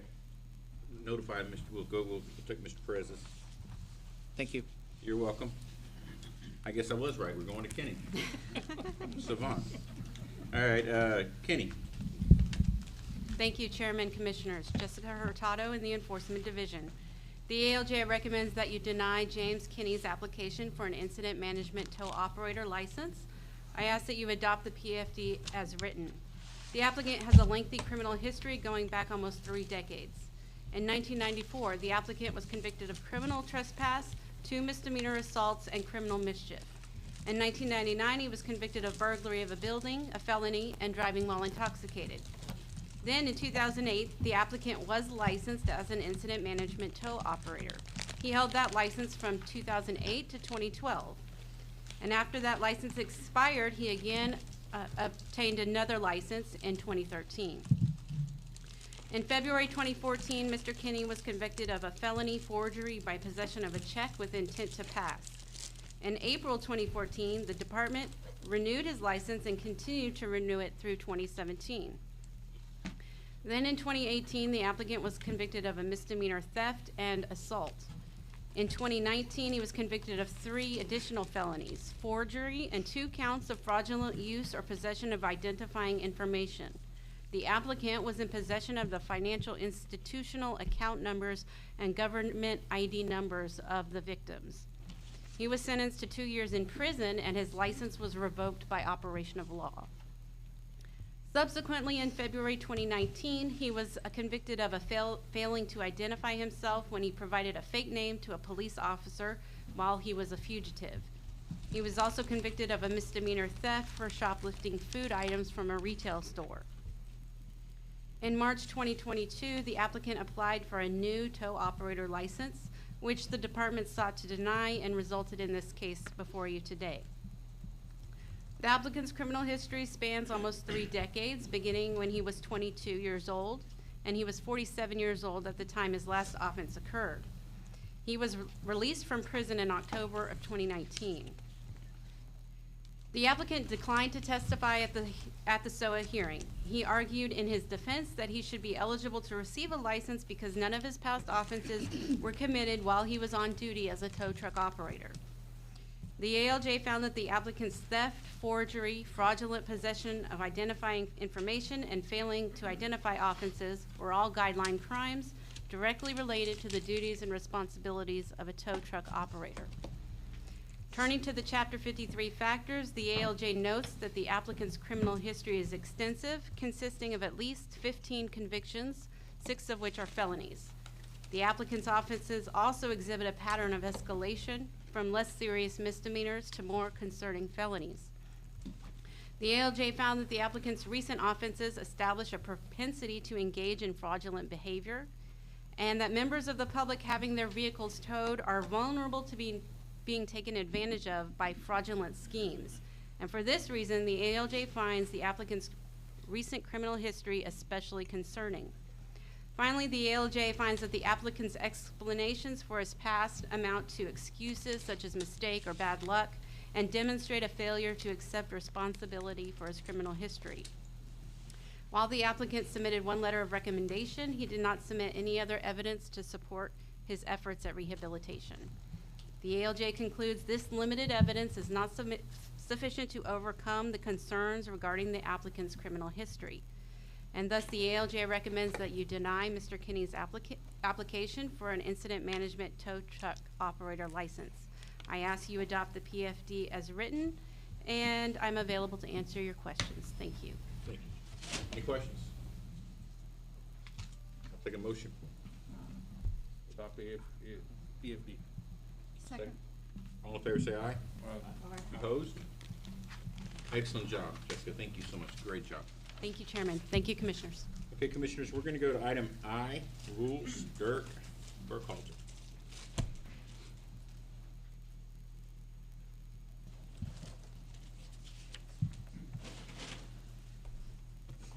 No.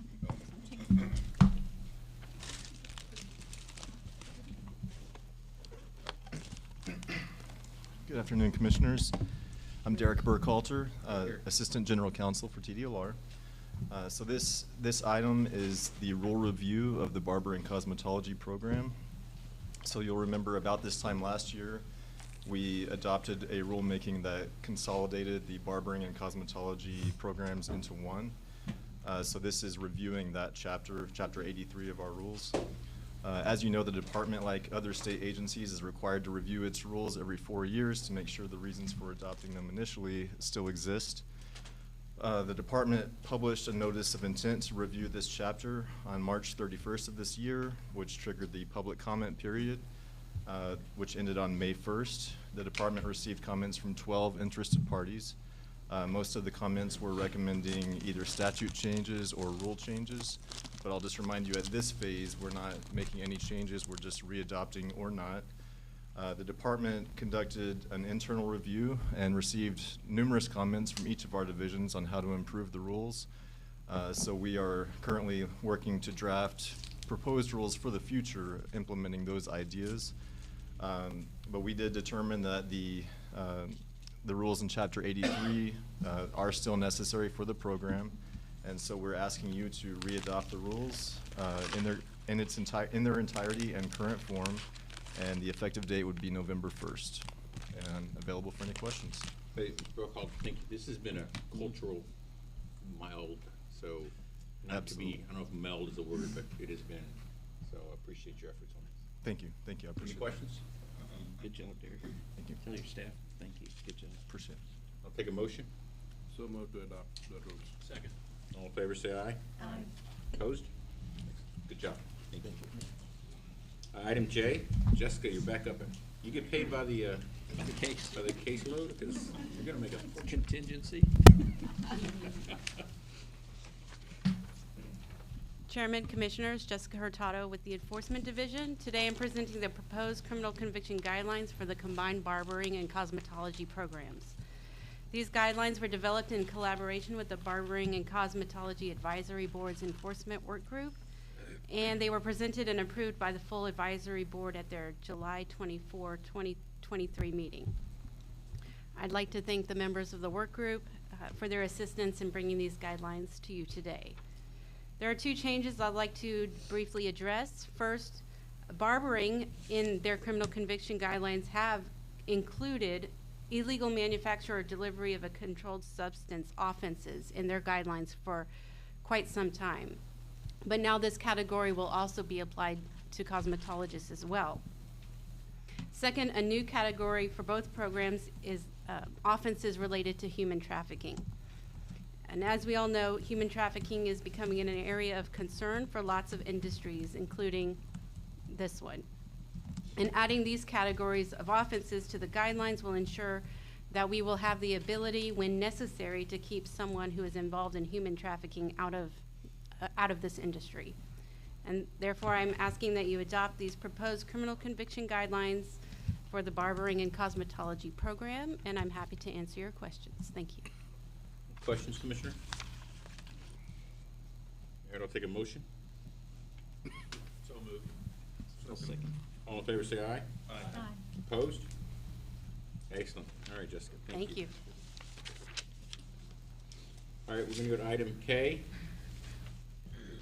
Medlock? Mr. Medlock, see you. Good afternoon, Commissioners. My name is John Medlock. I'm a Chief Prosecutor here with TDLR. I'm bringing to you two different sets of penalty matrix or enforcement plans for your consideration. It is the, along with what Jessica just presented, the barbering and cosmetology combined enforcement plan for the practitioners and establishments, and the ones for schools, instructors, and the continuing education providers. This is a result of House Bill 1560 sunset provision, where we combined those two programs. So we are now combining those two different penalty matrix. Just a couple of highlights. In the barbering world, we went from 8 categories down to 4, and the same for the cosmetology, went from 9 down to the 4. We, again, group these in different classifications and range the severities. We create subject headings so that we can kind of accurately put different violations in grouping so that you can easily find them. And the other thing we did is we eliminated the first, second, and third violations in each of these enforcement plans and went to a range for each of the classifications of violations. This helps to standardize it across our programs. It also makes it easier for the ALJs to consider these violations instead of trying to figure out if something was a first, second, where that falls along. They now have a range that they can consider when we take these cases. We did it for both the practitioners and establishments and the schools and instructors program. And if you have any questions, I'd be happy to answer them. But if not, we would move to adopt these. Questions? I'll take a motion. Make a motion. Second. All in favor, say aye. Opposed? All right. Thank you. Thank you. Jessica, Ms. Escobar, Advisory Board, item L. Let's make sure I was the right person. Yes, yes, yes. Yes, ma'am. Yes, sir. Mr. Matlock and Jessica Hurtado, and Derek is gone. How many people work, oh, there you are, thank you, Derek. How many people work on these in the 3 different packages that y'all just sent us? At least from the staff perspective, we usually do internal groups. So we have people from across the different divisions to kind of weigh in and see if we got this thing right. Then we reach out to advisory board work groups, which are usually composed of about 3 different people. And then obviously the full advisory board when we adopt it that way. So in total, there's probably 50, 60 people that have, put work into this. Wow. And I asked that question. I want all the commissioners to be aware of how many people have to pitch in to do something like this. We see it in its finished form, and we go, oh, that's awesome. It looks pretty easy. Yeah. But it's not so easy. No, there's a lot of work that goes behind the scenes. Well, thank you. Let those 50 or 60 people know. I They've will. done a tremendous job. Thank you. Thank you. Sorry, thank you. There you go. Good morning, Jessica Escobar, Chief of Staff. Chairman, Commissioners, I am presenting you with the appointments, reappointments, and presiding officer appointments for our advisory boards. So you received those a month or so ago with information and their applications.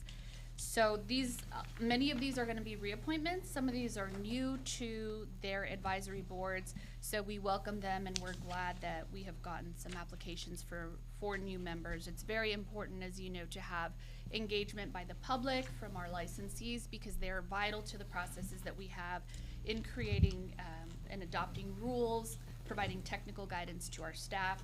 So we need these appointments so that we can continue to meet quorum and go forward. So if it's okay with you, or if you have suggestions to do some other process, I was just going to read those names to you. If you need me to stop and do something else, then we can go forward with that manner. Okay? So with appointments, our Architectural Barriers Advisory Committee, we have Kaylin Hurley, Stacy Brewer, Behavior Analyst Advisory Board, Amy Wood, Combative Sports Advisory Board, Dr. Abhilash Davlapur, Dietitians Advisory Board, Laura Kaczynski and Kawana Young, as well as Kay Vavrina. Hearing Instrument Fitters and Dispensary Advisory Board, Christopher Lee Bazell and Carolyn McMahon. Licensed Breeders Advisory Committee, Cassandra Laster. Massage Therapy Advisory Board, Heather Nussbaum and Sue Croft. Midwives Advisory Board, Savannah Woodward. Towing and Storage Advisory Board, Shay Adamick. Sergeant Michael Provost. Weather Modification Advisory Committee, James S. Page and John Bear Aber. So we've also got some reappointments to these boards and committees. They've been serving and will continue to serve in their terms, in their positions. For the Architectural Barriers Advisory Committee, Kathy Ann Riley and Ronald Menard. Massage Therapy Advisory Board, David Lauterstein and Caroline Guerin. Motorcycle Safety Advisory Board, Chris Litfin, and Ricky Wyatt. We also have presiding officer appointments for our Code Enforcement Advisory Committee, Stuart Walker. Combative Sports Advisory Board, Dr. Louis Chapa.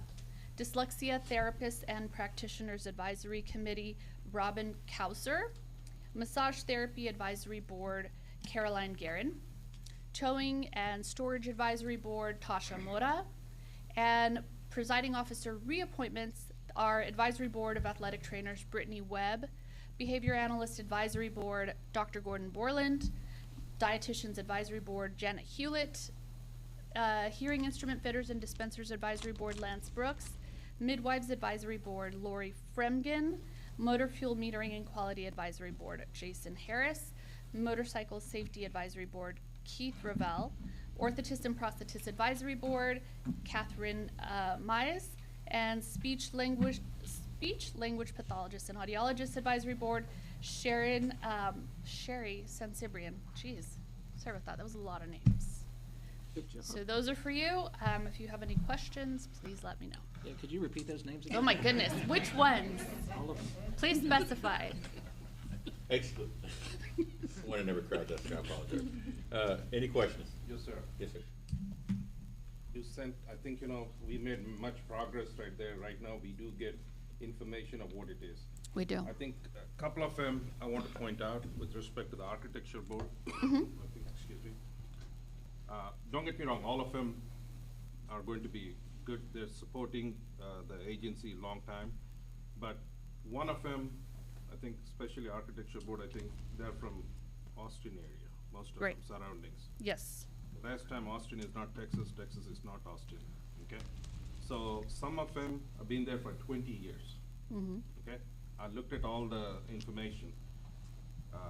I understand their eagerness to serve, I appreciate, applaud, but we need to see something from, maybe from Commissioner Castellino's area or something, or outside, just plain Austin, that's number one.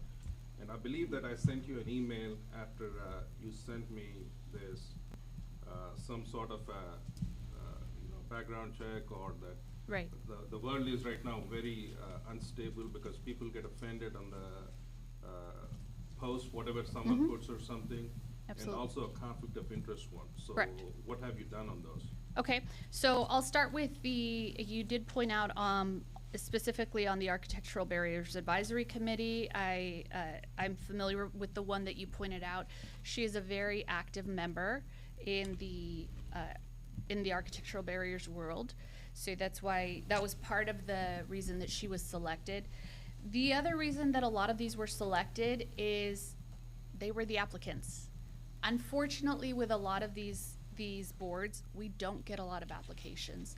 So it is not that we don't think that they're qualified, but for a lot, we just don't get a lot of applications. So there may be some that we have a couple of choices and then we select one. Unfortunately, we don't get a lot. I'm not questioning your picks right there. Okay, so I'm not- just as background as to why we may have more Austin or more in one region or area than another, that's why we have the composition that we do. Now, as far as your questions, you had 3 questions. The first one, as far as criminal background checks and why we do not run them on advisory board applicants. The reason why we do not is we don't have the statutory authority to do so. However, I will say that we do have many licensees that are on the boards, and they do go through, many of them do go through those criminal background checks or fingerprint checks.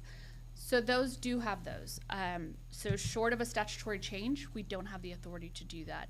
As far as social media, that would be a conversation that we would need to have with chairman. We have to look to, ultimately, we have to look to our statutory authority. What can we do? We have met with the governor's office and their appointments office and asked them for suggestions and ask them to look at their process. How can we bring some of those ideas into our office? So we did meet with them and they did give us some ideas. They have some different authorities than we do. We have to live and breathe by Chapter 51.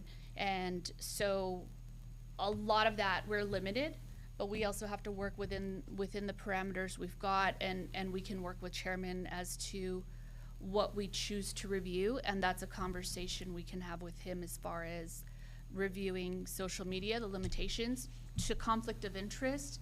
I understand the concern to be, we want to make sure that there is no conflict of interest between an advisory board member and a member of the commission or contracting with the agency. All of the above staff. Let me ask you, I think, you explained everything to all of us. Okay. It's easy. We are in Austin. Everyone wants laws and everything. Why can't it be simple? Have the applicant sign something. I have never abused, cursed anyone or something. I don't have any conflict. Do you need some statute change for that one? Full disclosure right there. Right. A simple disclosure where he signs off, can that be done very simple? I'll defer to our general counsel. I think that's what I sent in an email. Right. Right, and Doug Jennings, General Counsel, I don't think we need any additional statutory authority. I think maybe there's need for a further discussion to try to determine exactly what we're targeting. Maybe this goes to a work group or something. I guess the question is, what is the potential problem that would address? So, counsel, everyone is good, don't get me wrong, all of them. Someone may say some off-context issue or something, that'll first go to the chair and come to the commission. So I'm trying to protect us, 7 of us. Have a disclosure, if he beats someone up, he told us that he hasn't beaten anyone right there. Simple terminology. See something to put forward on those lines so we can move on, because I think, we've been on hold pattern for a long time. Something to disclose to protect all 7 of us. That's all it is. It has nothing to do with, show me your bank balance or whatever it is. It has nothing to do with those simple statement. Then I think maybe we can just say something to the effect of that the advisory board doesn't speak on behalf of the commission. A disclaimer that would be appropriate. We can get them to sign the disclaimer, and that way they just know, because we don't want to take people's free speech away from them. We definitely want to make sure that would address that issue. Okay. Additionally, any other issues? No, and additionally to your point, I imagine your concern is that, being the authority of removal, which is something we have discussed, within statute, the chairman has removal authority as well. So should you face issues with a member, which we have not, the chairman just, as well as being able to appoint with consultation with commission, you do have the authority to remove a member as well. So this gets to a simple question. I think from day one, I've been saying that one, some of these appointments go 25, 27, and 29, correct? Some of the appointments go all the way to 29. For their terms? Yeah, the terms. Yes, some can go for 6 years, yes. So the statute currently, or the code currently says that everything ceased to exist 9 September 1, 2024. How do we plan to address that? That was repealed in this last legislative session. Statute was repealed. How about the code? The statute gave us authority, that 2110 or 2310 gave us authority to put that time limits right there. Okay? And that statute, that whatever it is, was repealed. That's true statement. But the code still shows that one, that the end is right there. Typically, when they do this, you know, you all legal folks, notwithstanding prior, whatever will be void, or upon an enactment or something like that will come. I haven't seen that one. If you go to the current code, it will show that one, September 30, 2024, everything is going to go away. How do we address that? So if I understand your question, you're meaning the administrative code? Yeah. Okay, so what we're doing right now is we're in the middle of a bill implementation process. So we're evaluating all of the bills that passed this session that had an impact on us. So we've got 28 bill implementation teams, and one of those is that cleanup. So you'll see at the December 1 meeting many rule packages that will have an impact on various chapters, and that will likely be How are we going to do this one, because that statute was repealed right there? How we, as an agency, are going to go into the code and change it? That's a good question for you all legal folks, okay? I don't know the answer, because it's right there. Right. In the statute, so if you don't mind, do all the research, but put 2024 as all these appointments, because that's what we have authority right there. After that, what happens is, I don't know, you gotta get some opinion from council. Why don't you bring that back to us in December meeting? We will do that. And that may be a question for general counsel as opposed to Jessica. I defer all questions. They are legal counsel. We talk. Is there a lawyer in the house? Is there a lawyer we can talk to? All right. Jessica, thank you. You're so much. welcome. I take a motion. I'll make a motion that we adopt the advisory board members as presented after Jessica repeats them again. Second. All in favor say aye. Aye. Opposed? Yes, me. You opposed? Yes. Good, all right, thank you. Thank you, Jessica. All right, we are now on item M, and Mr. Weston, and your innovation group, please. And just for your record, before Mr. Weston, Commissioner Weston, the audit we've already done, human resource, I'm gonna combine that with item N. Is that okay, Sharon? If there are any issues, we'll just address them all in N. Does that make sense? Thank you. Okay.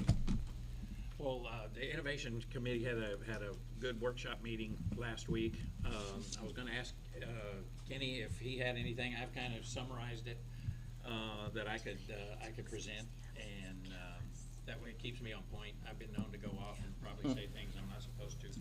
So I cleared this with, but we had the presenter was Gardner's senior managing partner, Christina Rinaldi. And she was basically just telling us where we're at on the schedule. You know, this is a big project. It's obviously not gonna happen really quickly, but we've gotta have all the stakeholders and team members put in what it is that they feel like we need in this IT system. Had a great meeting, updated us on the calendar. They're hoping to get, and Kenny, correct me if I'm wrong, was this the first draft of the RFO by the holidays? Or early holidays? So, good afternoon, Chairman, Commission members. Kenny Wright, Chief Process Improvement Officer. So it is, the first draft will be ready to be released in December, the first part of December. Okay, that's what I was thinking. And just to point out, Kenny Wright has put together an incredible team. Becca was, she made it a point to let us know that everybody has been making the deadlines that they've requested on the information that they need in order to keep this on track. And that goes to a great job that you've done, to make that happen. So we're on schedule. It was noted that because of the dollar value of this proposal, y'all remember the 32 whatever million, that we're going to have the oversight from the QAT, which is a state agency that overlooks any contracts that are over a certain amount. Is that correct? $5 million. Yeah. Yes. Okay. So we're covered on that. So we've also got another agency looking over our shoulder, from what we're doing here. And let's see, it was apparent that we've learned from some of our mistakes from the past on a prior project, and this IT project is basically going to be setting the future for TDLR for probably 5, 10, 15 years. And once again, I appreciate everything that you've done, and if you have something you want to share, then I'm going to ask Commissioner High and Commissioner Castaneda was on the work group, and if they have anything that they want to add. No, only thing I would say is I'm very thankful to the commission members that are a part of the innovation work group. They have participated, they have asked questions, they've honestly been tough on us, and made sure that we're dotting our I's and crossing our T's. So I appreciate all of the work that you all have put into this. Yeah, because I told them on the call that if they're getting delays or people aren't providing what they need, let us know, and we'll make it a point to make that happen. I feel confident that this time around, we're working in baby steps and making sure that we all know what's going on with the group that was put together. Thank you, appreciate it.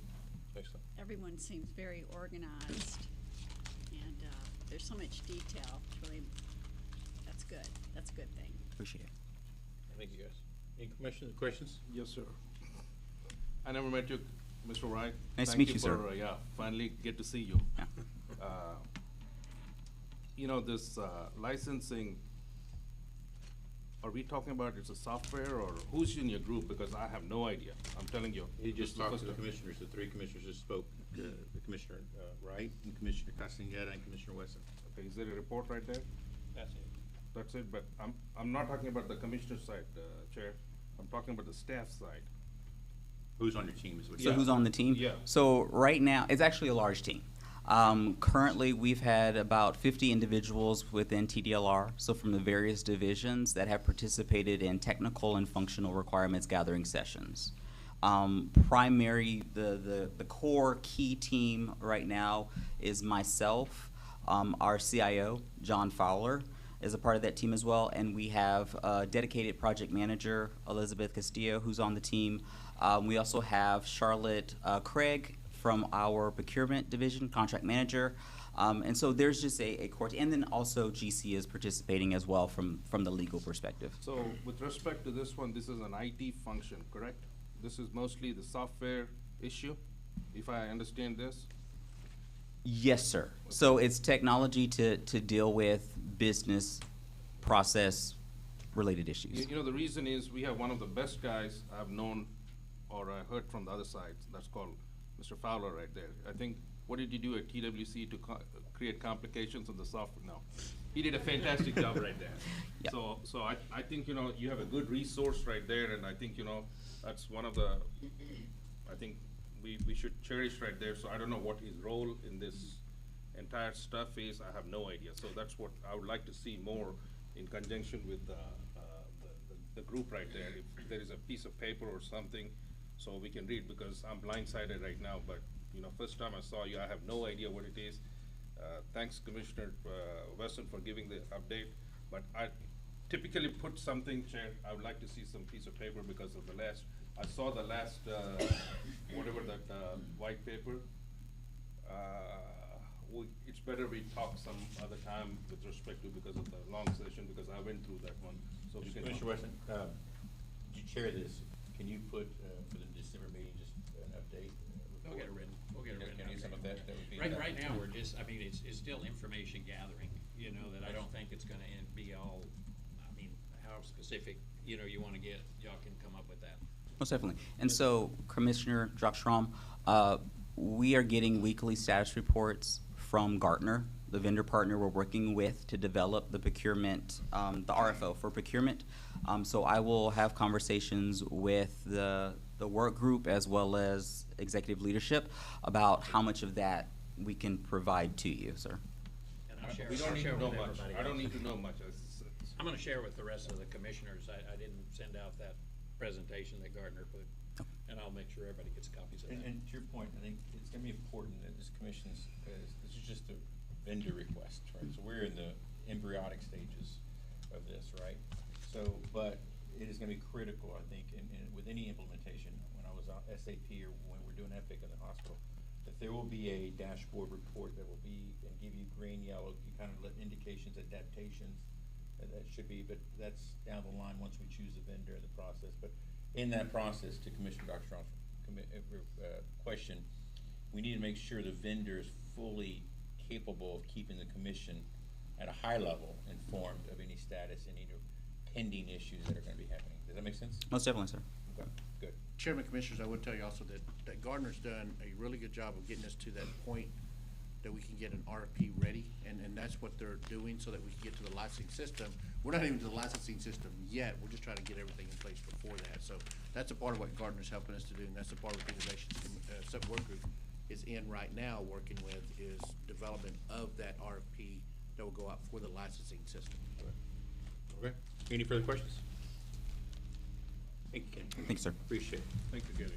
Okay, we're gonna do the licensing work group. I know, Steve, you wanted to address this issue. One of the things that we, and Commissioner Dockstrom and Commissioner Butler looked at this is, we gotta understand where we are. And so I wanted to have Steve, especially that we've had a senior staff lead that was over this, we wanna make sure and figure out what is the status so that there's a place to anchor us on. Yeah, is that accurate? Yes, sir. That's what- Yes, sir. Okay. Thank you, sir. Thank you, ma'am. I wanted to hand out my comments I'll be reading from, and I direct you to page 3. It's a 3-page document. There's a chart at the back that I'll be referring to. Commissioners, good afternoon. My name is Steve Bruno. I'm Deputy Executive Director overseeing licensing and education and examination divisions. I'm an 11-year employee of TDLR. That's not been consecutive. In 2007, I was hired as the Government Relations Officer. I left in 2012 and returned in 2019 as Senior Government Relations Officer before being promoted to Legislative Director and now recently Deputy Executive Director. I am proud and excited to sit before you today as the Deputy Executive Director over 2 of our most critical divisions, licensing and education and examination. In these divisions, we have some of the most hardworking and dedicated public servants I've had the privilege of working with from the beginning of my career. The people behind the names Licensing Division and Education and Examination Division are extremely passionate and knowledgeable about the various programs we regulate, the requirements to regulate them that make up our responsibility as regulators. They are here to work and to help, and they do every day. We are doing well, and I'd like to share data showing that. In fiscal year 2023, a total of 490,808 licenses were issued to individuals. Of those, 456,803 were issued from online applications, and 34,005 were issued from paper applications. When we compare this data to the measures of performance set jointly by the Legislative Budget Board and the Governor's Office of Budget and Policy, where the measurement target is set at 10 days for a new license and 7 days for a renewal license, we see that of the 490,808 licenses issued, 471,886 were issued within those target measures, and 18,922 were not. Put another way, 96.2% of the work output fell within the target measurement, and 3.86 did not. In fiscal year 2022, a total of 464,284 licenses were issued. 430,584 of those originated from online applications. 33,700 were issued from paper.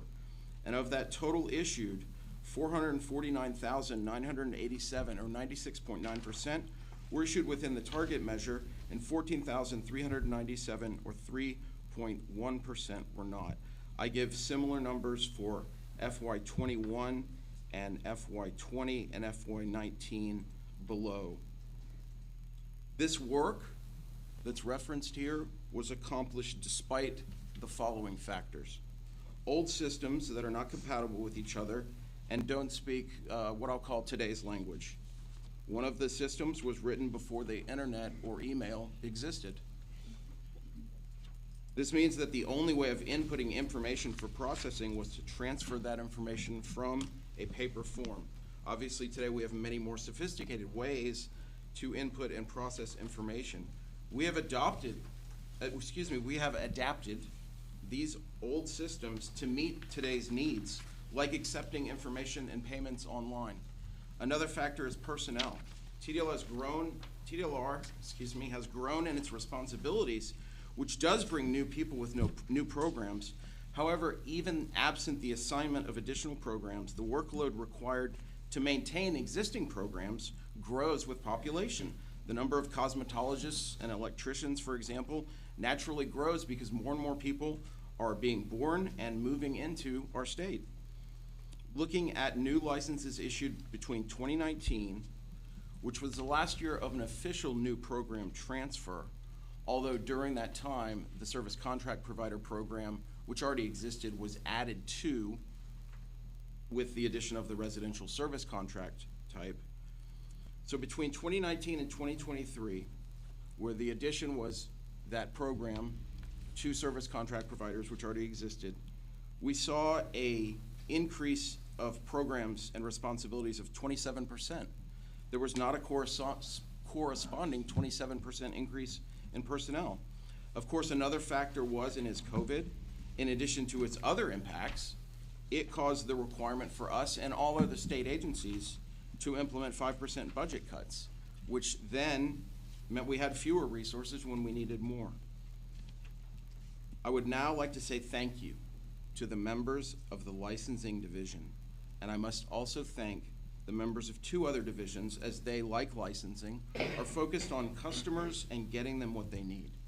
To the staff of the Education and Examination Division and to the staff of the Customer Service Division, I'd like to say thank you as well. I'm happy to answer any questions you may have. Thank you, Mr. Garana. Questions, commissioners? Yes, sir. The true government relations officer, that's what it is. Well, I was that, yes, sir, thank you. What's your question? Thank you, that may not have been a compliment. Sorry, I take over, yeah. Let me be quiet. Is there a question, Mr. Cook? Yes, sir. What's the question? I think, Mr. Bruno, thank you. I think, Yes, when I said that one, like, when you go and visit the lawmakers, you give this one, that's what you were trying to give. So that's a compliment right there. Then I'll go back to my thank you. Well done, Bruno. What do you mean by issued within measures and issued outside measures? What Yeah, is so that? measures are, in the 90s, the Legislative Budget Board began to implement performance-based budgeting. One of the stories I heard, I was taught when I was at the LBJ school, I was taught by a man named Thomas Keel, who was the second director of the LBB, and he would talk to us about this. And some of the history began when members would be at the Capitol talking about a budget for an agency, and they said, well, what did we give them last time? And people wanted to have a more sophisticated way. So every state agency, or at least in the regulatory scheme field, and others have performance measures that are agreed to by the Legislative Budget Board, the Office of the Governor, and the agency. And what the performance measures that I was discussing focus on licenses issued to licenses issued to individuals. So that we're talking about people, the heart, right? And what the measure that was set up said that if it's a new application, 10 issuance within 10 days, and if it's a renewal issuance within 7 days, are targets, right? Targets are good things to have so that we can have an eye on where things are. And what this data of output, this is data of the work that was put out, that was completed, shows is that 471,886 of the 490,808 total were within that target. 18,922 were not. Now, that means that they could have been issued with in 11 days, 14 days, 21 days, or more. And there are reasons that I'm excited to talk about what those things that can cause delays, because looking at what causes those delays, it's a very important factor in the analysis of what we're doing and how we're doing. And I break it down into two pretty simple categories. I got it. I got the gist of it. Yes, sir. I think, when Mr. Beverly left, we had a discussion on one of the meetings right there. And he pointed out that there were several emails licensees were asked to send their licenses. Are all those being cleaned up? Because there were several of those boxes which were, no one has any idea or no clue what it is. Have those been Yeah, I cleaned can up? answer that question. That actually was a customer service email box that he was referencing. And I can tell you that, and this falls under Kenny's group, just so you know, Kenny is responsible for customer service, but I'm not putting him on the spot, I'm just saying that he's done a really good job of working with the director and working with the staff. I authorized overtime in order to be able to clean that up. We went from approximately, it was about 3,900, I mean, that's what he said, 4,000, about 3,900. They worked over a couple of weekends, and the last report I got, they got down to about 396. So that's been addressed. The point is that's been addressed. Yes, and so they're working through that, and they managed to find a way. So what ended up happening, we found out that there were some emails that were in there that were duplicate emails, not duplicate in that it multiplied, it's just that somebody said, where's my license? Then they sent another email in, where's my license? So they managed to cull through that and find out, and they've worked and addressed them all, and they're now down to, I believe, 396 is what I saw last count.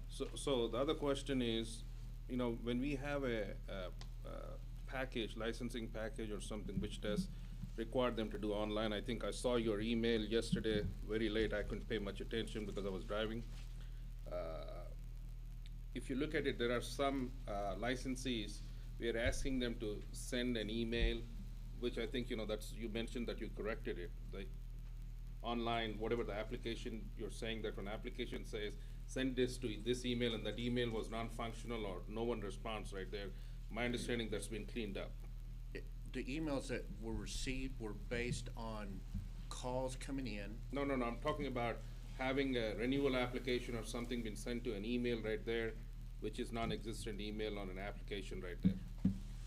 Yeah, I'm not sure what you're referencing. Your email, you can read that one up. I can address this. I think what you're talking about, Commissioner Droxerom, is and this is a good thing. What we're addressing here is a good thing, because we're finding out what doesn't work. And it's not that it doesn't work for us. It doesn't work for the public. It doesn't work for our licensees. And in the end, it creates more work for y'all, the employees here. So when we find these anomalies that are not working, it's great. I mean, we can't find flaws and say, oh, heads should roll. We need to find problems and say, oh, great, right? At my work, I pay people to solve problems, not to find problems. Problem finders are a dime a dozen, right? And so when we find these problems, we can get about the work of fixing them. And so what he's talking about is, there was an email on the website where 3,400 emails had been sent, and no one had ever checked them. There were phone numbers that people were not answering. There were links to electronic applications where there was no application to send in the application. There were links to paper applications where there was no paper application present. And so, and then Mike told me a while back that if you printed our website, the paper would stretch from Austin to Houston. That may be a little bit too much. So, these are problems that we need to find, right? We need to find these problems because people are suffering, and y'all want to fix it, right? Y'all want to fix these problems. So the more we can find, the better off we all are. I think that's what you were talking about. I agree, and I'd like to add that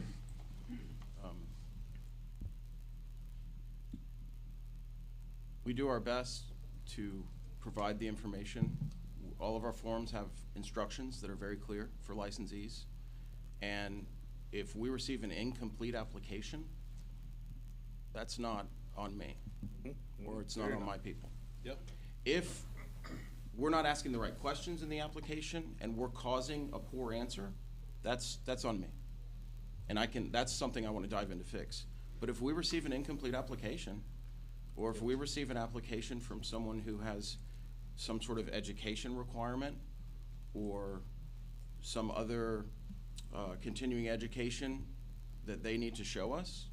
And if for that profession, it shows that X amount of hours are needed, and one of the folks one of my people in licensing is looking at that, they take this work extremely seriously. And they know that their job is not just to look for one box on a piece of paper and move things through. They're required to analyze. And I think one of the reasons that webpage might be so long is because we have 37 programs. And that's spread out across about, I'll probably get the number wrong, about 24. We're in about 13 different statutes and about 9 different statutes and about 15 different chapters, approximately. And each of those is what prescribes the requirements of our programs. Some applications are simple, some are more complex. But I must speak up to share the information that sometimes what we see is on us. And that's where we want to work on process improvement. Sometimes what we want to see is, it's not on us. Thank you, Mr. Bruno. That's what it is. I think, we got to figure out what it is. And if you know the problem, you want to fix it, which you're doing it. Absolutely, and so does everyone who I speak for in licensing and education and And examination. that's a beautiful thing that you just said. It's on us, right? Because if there's an incomplete Sometimes. application. Sometimes, Yeah, yes, sir. I understand that. I understand that. But let's make sure there's no fault in the design, right? of Yes, that sir. Because it creates more work for them, because then they have For to us. send something out again and say, It oh, creates you work for forgot me and this, my you people, forgot that. So specifically. maybe we design the process, I don't want to micromanage. Alright. Let's design Yes, the sir. process so that we have those fewer flaws, or maybe let's do away with paper, I don't know, I want to make sure that Well, you're you that know, diligent. and Yeah, part I of was the gonna say, you're right, issue. we do want to get rid of paper. I mean, I think that's the What's the way stopping it you works. guys? The systems, the old yeah, systems. No, most. Yes, sir. I think some of them do have online renewals and everything. Some do. Because of the work that we did at TDLR, Yeah. and that's something that needs to be corrected. And again, remember that as Steve was talking about, that the system that we have was created before the internet even existed. And so it's an old, antiquated system that we've kind of just piecemeal and patched together. So was I. which is- I was created before the internet existed, and I'm exactly. working just fine. And the, No, I tried to take objection to that.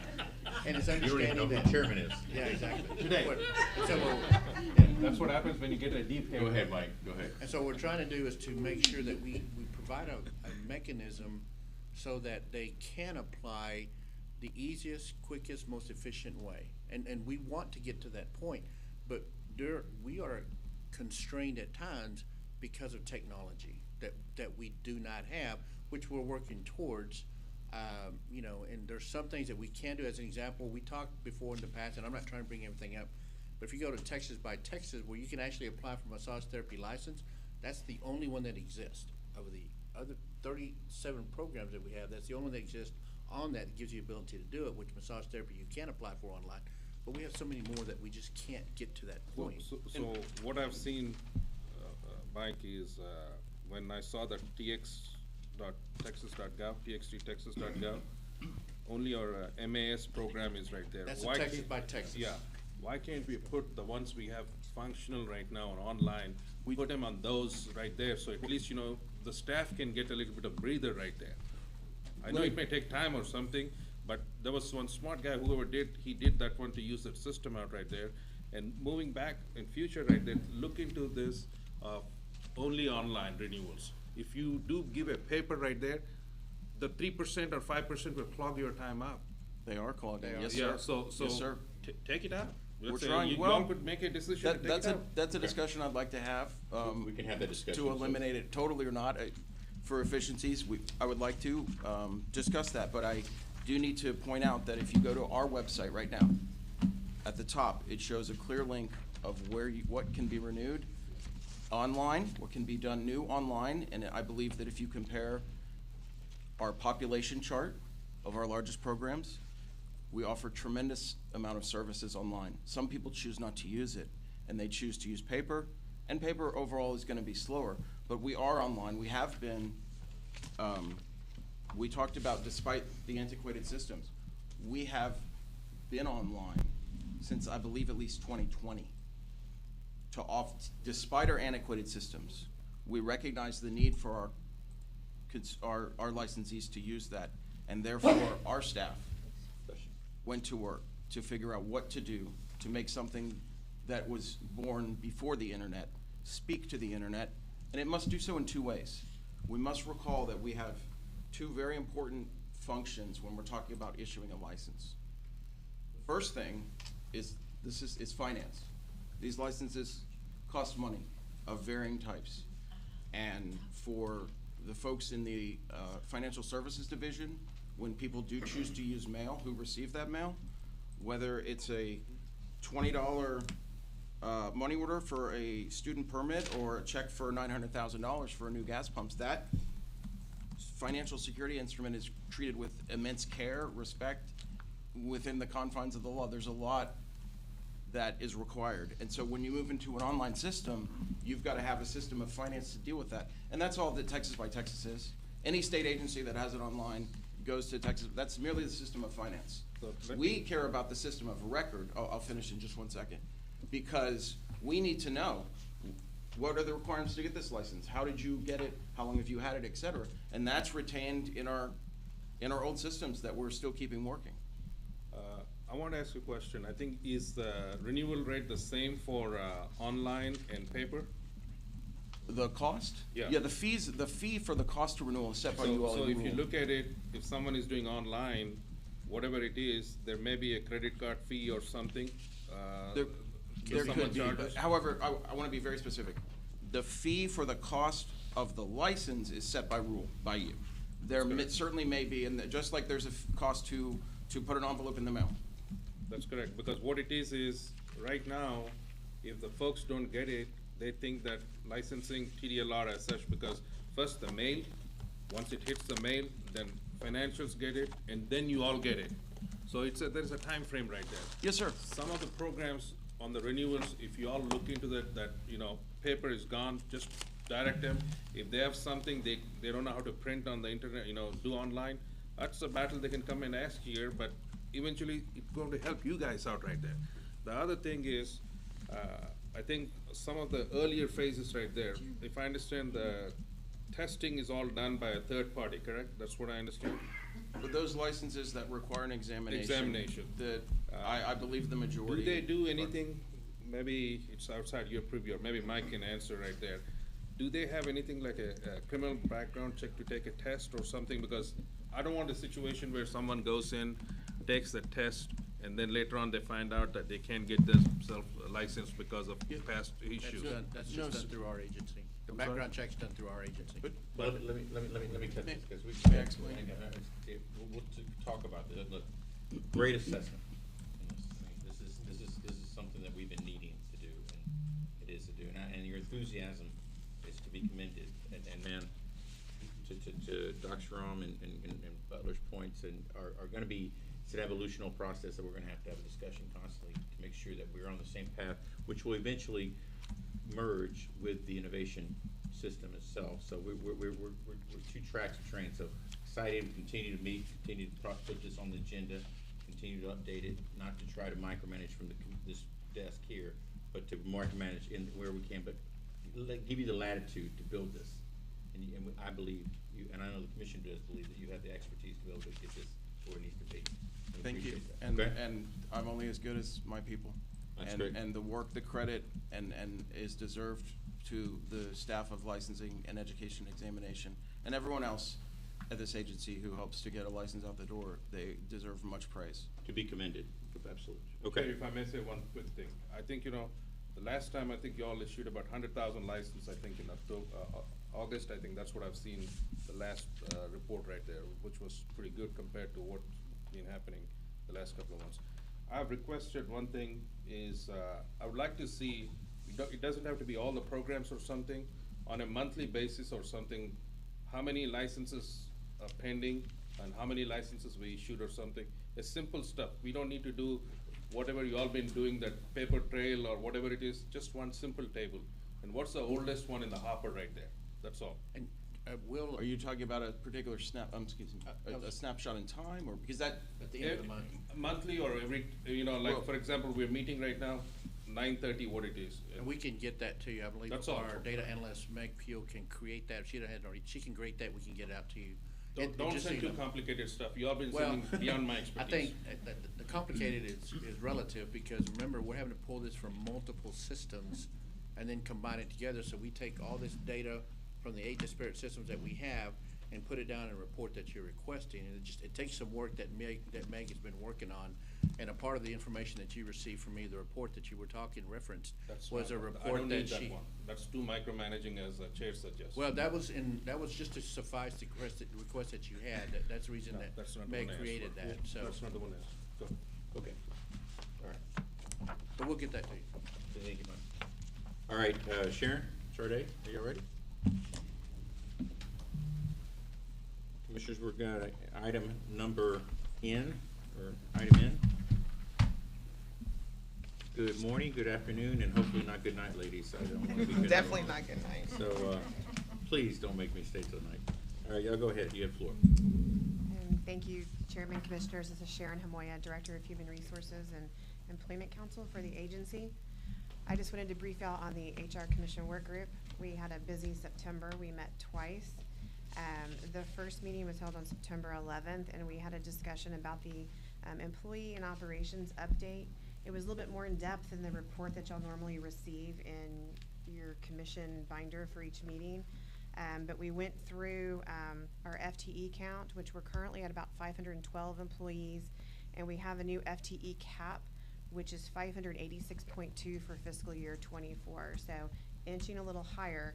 But we also talked about some of our constraints. We have 87 vacancies currently now with this new FTE cap, so it definitely went up with the addition of the 20+ FTEs, but we have 39 of those positions posted. Our priorities, as Mike's mentioned previously, is attorneys, administrative assistants, and accountants, our 3 A's. We are almost fully staffed in our IT divisions, so we are excited about that. But our constraints that we have is the budget.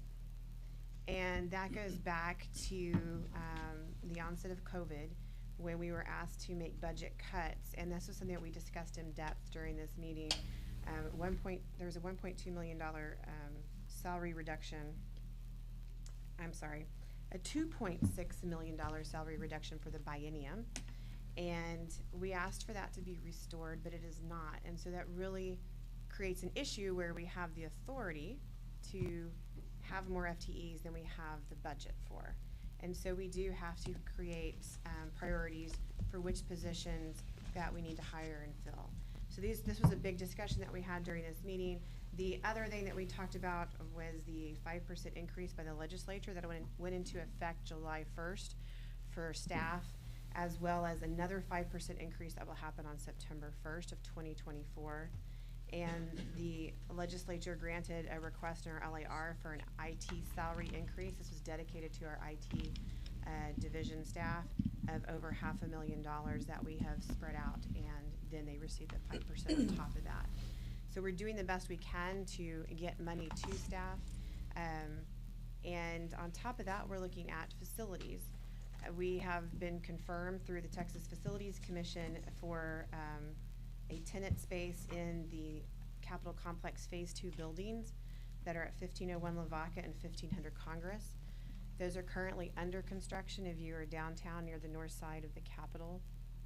And we are slotted to be in those buildings for the North Campus lease space, and those are discussion points as well for E.O. Thompson if we combine the agencies or if we stay split. That may or may not be a decision we have.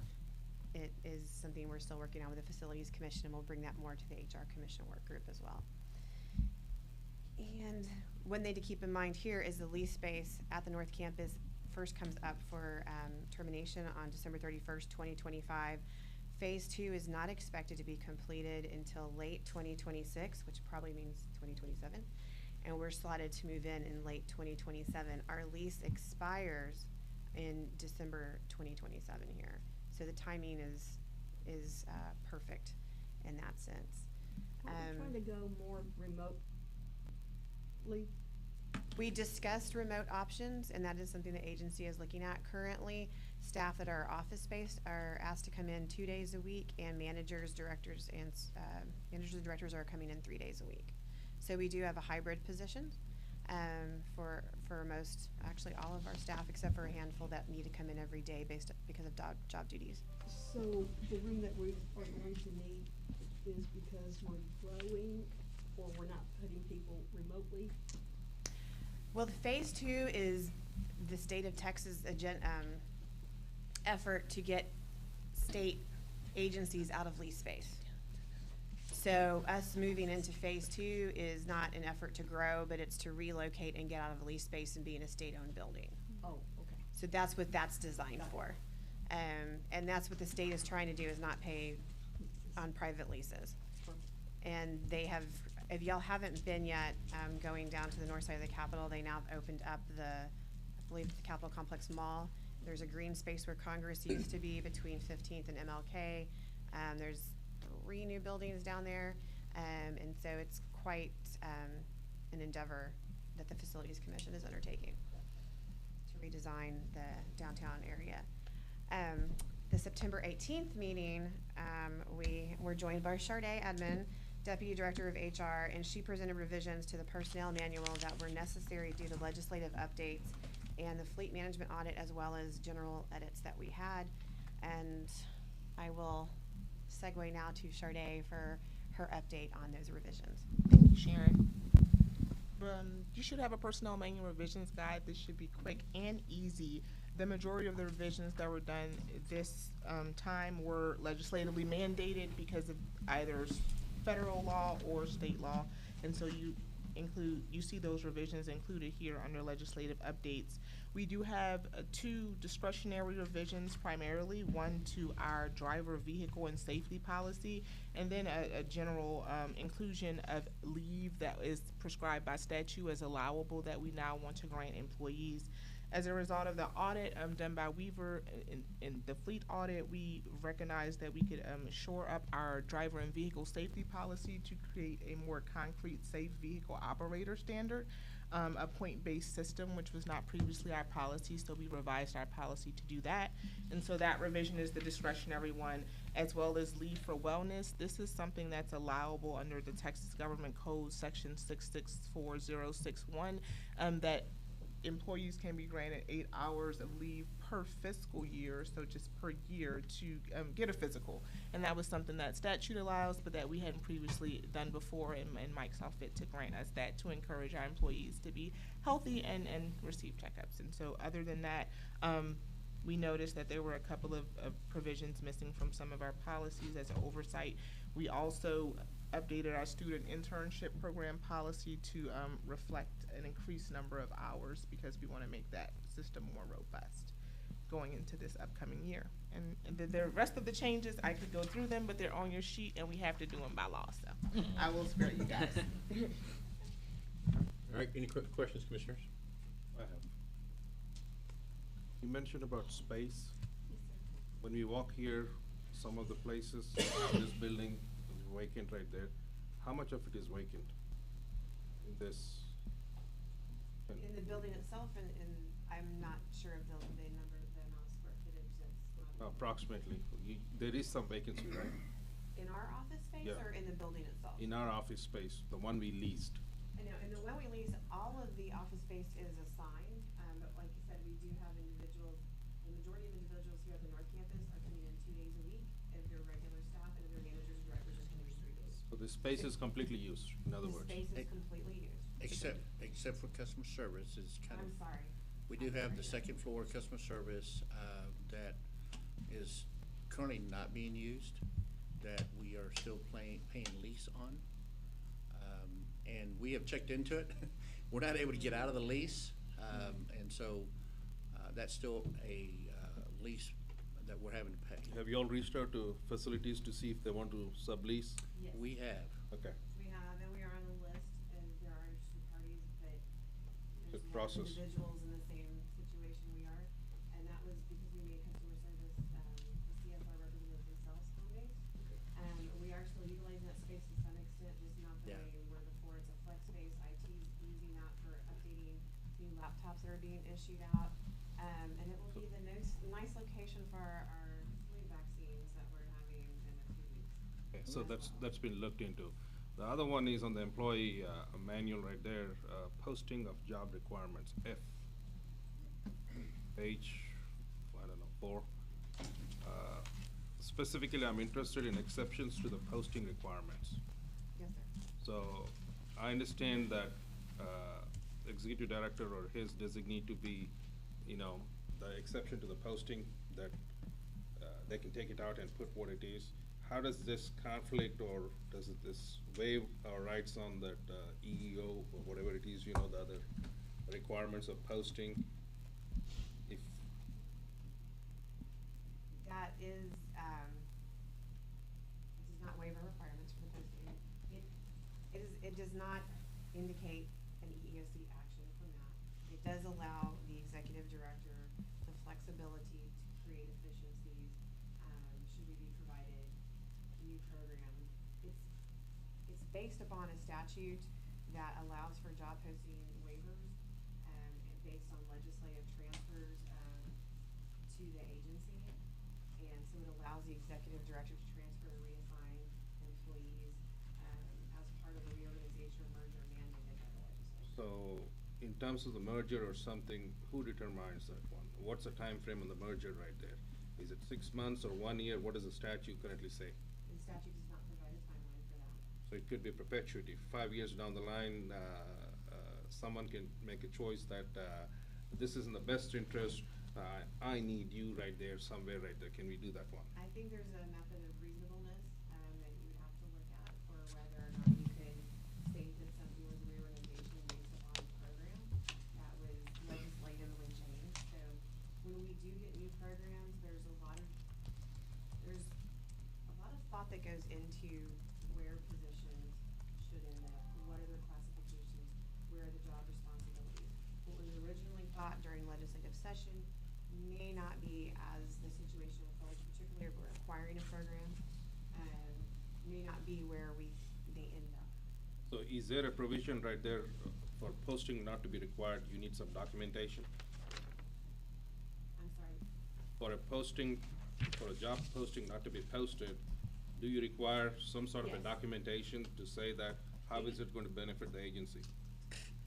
Anytime we have a change in position, or even a reorganization and a change in supervisor, a personnel action form must be completed. And that personnel action form, depending on what it is for, requires a justification. But it has to be specific. If it's a supervisory change, it might just say reorganization. If it is a promotion where somebody is actually changing classifications, there will have to be a justification. If it's a change in duties or responsibilities, if it's a promotion with additional duties, there will have to be a justification attached. I'm not in favor of, arbitrary decision by changing the reorganization or something.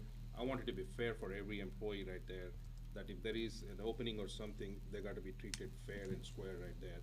I don't need someone to pick and choose right there, because that's kind of a favoritism, or whatever it leads to other aspects right there.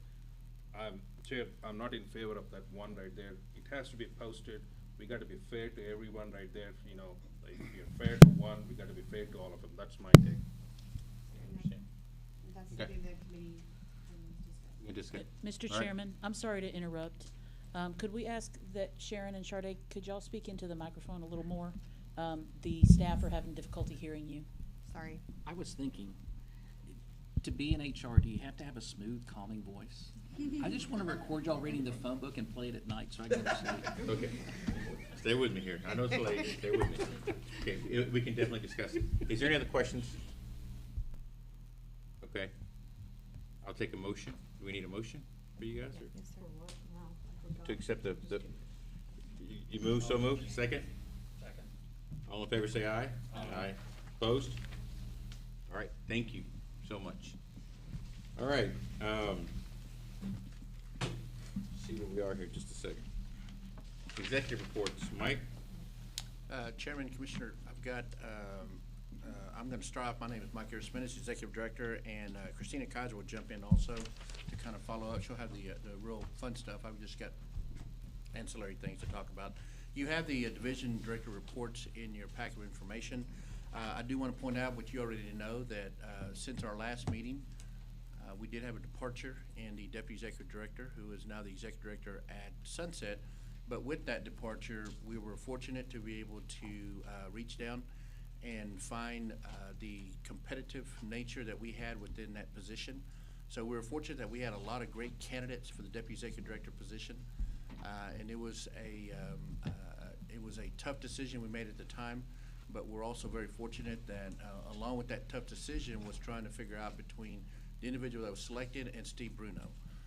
And so upon the departure of the Deputy Executive Director, I reached down and I grabbed Steve Bruno, brought him up, and he's now the Deputy Executive Director for the over the licensing division and also education examination. And he is serving in that role. As you can tell, he's very passionate, very gung-ho. He's got a lot of history in the agency. He's got a lot of knowledge because a part of his previous job required that he would pretty much tell the whole world about the agency. And so he's got a huge knowledge base in that. I will tell you also that upon the departure of the other Deputy Executive Director who went on to be over the Nursing Board of Nursing, we have recently closed that position.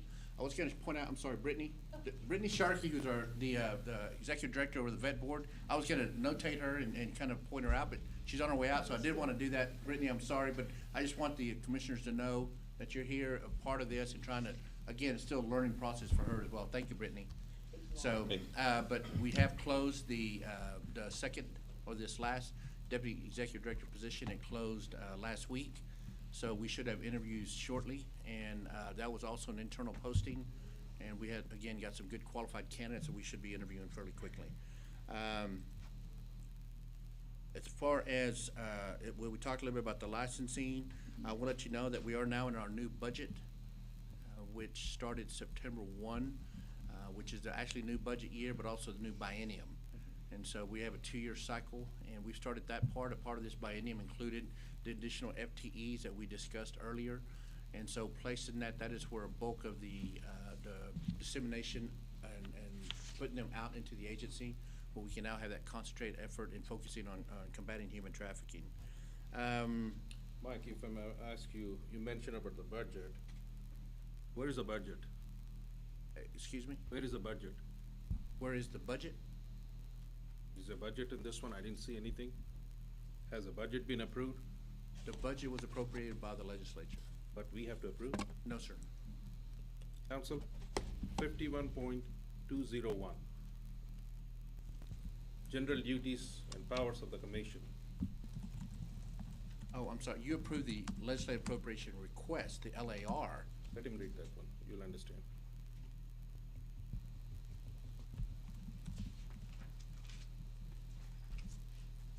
Are you talking about the LAR? Approve the department's operating budget and the department's requests for legislative appropriations. So that's the appropriation request that we have. Yes. The first one. Council, again, read it again. Approve the department's operating budget. Yeah, Chairman, if you don't mind, I'd like to have our Chief Financial Officer come up, who's been doing this a number of years. That could probably maybe provide and shed a little light on that as well. Sure.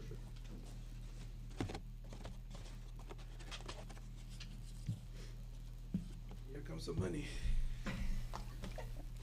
Good afternoon, Commissioners. Brandy Myers, Chief Financial Officer. To answer your question, the operating budget that you're referencing is the Legislative Budget Board document that we do that is due on December 1st. And so that report, the instructions have not come out for that yet. They will be published by the LBB, and once we have that, we'll work on that report and be able to bring it to y'all. My question is, the legislature has appropriated the budget for this agency starting September 1, 2023. Yes. So they approved whatever the 38 million plus or minus or something like that, in addition to the 32.9 or something. Do we approve the budget? Because if I read that one, the statute, it says we have to approve the budget. I'm not talking about the LAR. That's a separate aspect. Right. Okay? How are we going to approve, or how is the agency getting paid if we as a commission have not approved the budget for you all to spend the money? Brandy, bring the mic closer to you. Okay. So again, the one that, it is confusing language because in the rule or in the statute it does say operating budget. However, the operating budget is a formal document that it's almost like a mini LAR.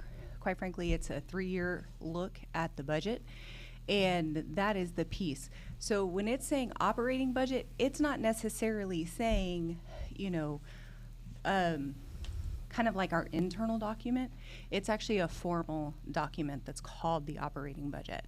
And so through the legislative appropriation request being approved by the commission, then us going to the ledge, all of that, that's essentially approved and done.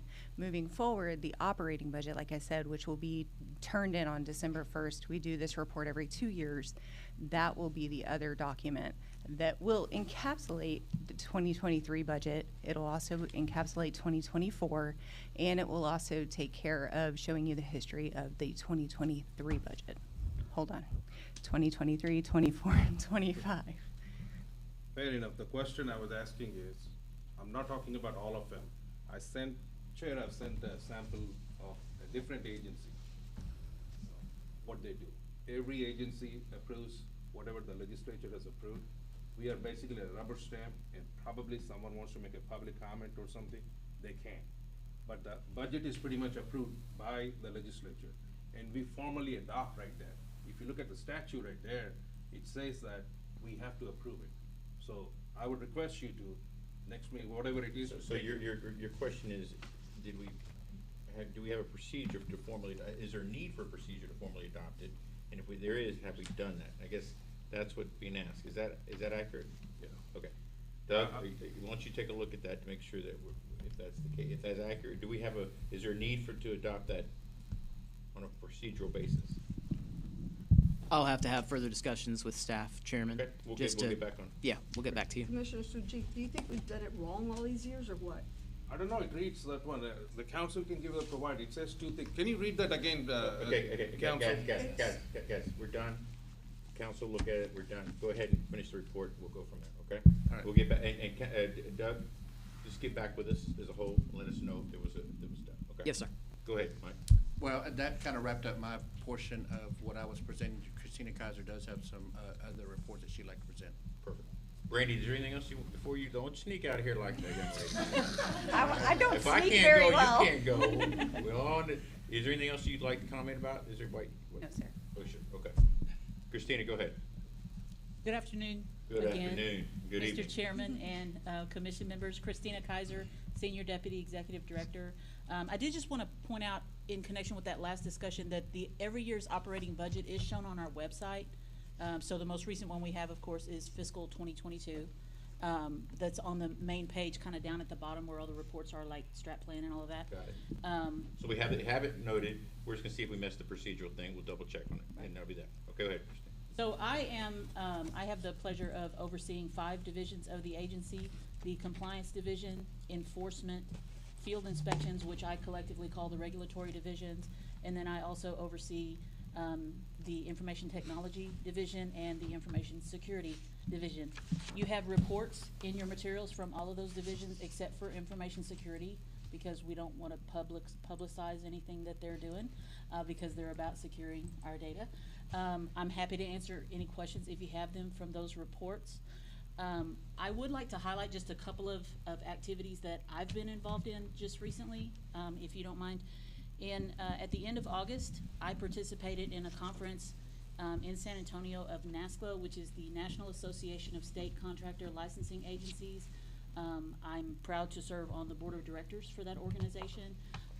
And at the conference, we had a couple of speaking engagements by TDLR personnel. There were 2 continuing legal education presentations made by TDLR attorneys. One was Derek Burkhalter and one was Doug Jennings. Very proud of them. And I got a little CLE for myself. And then I also made a presentation. Actually, there was another one before me.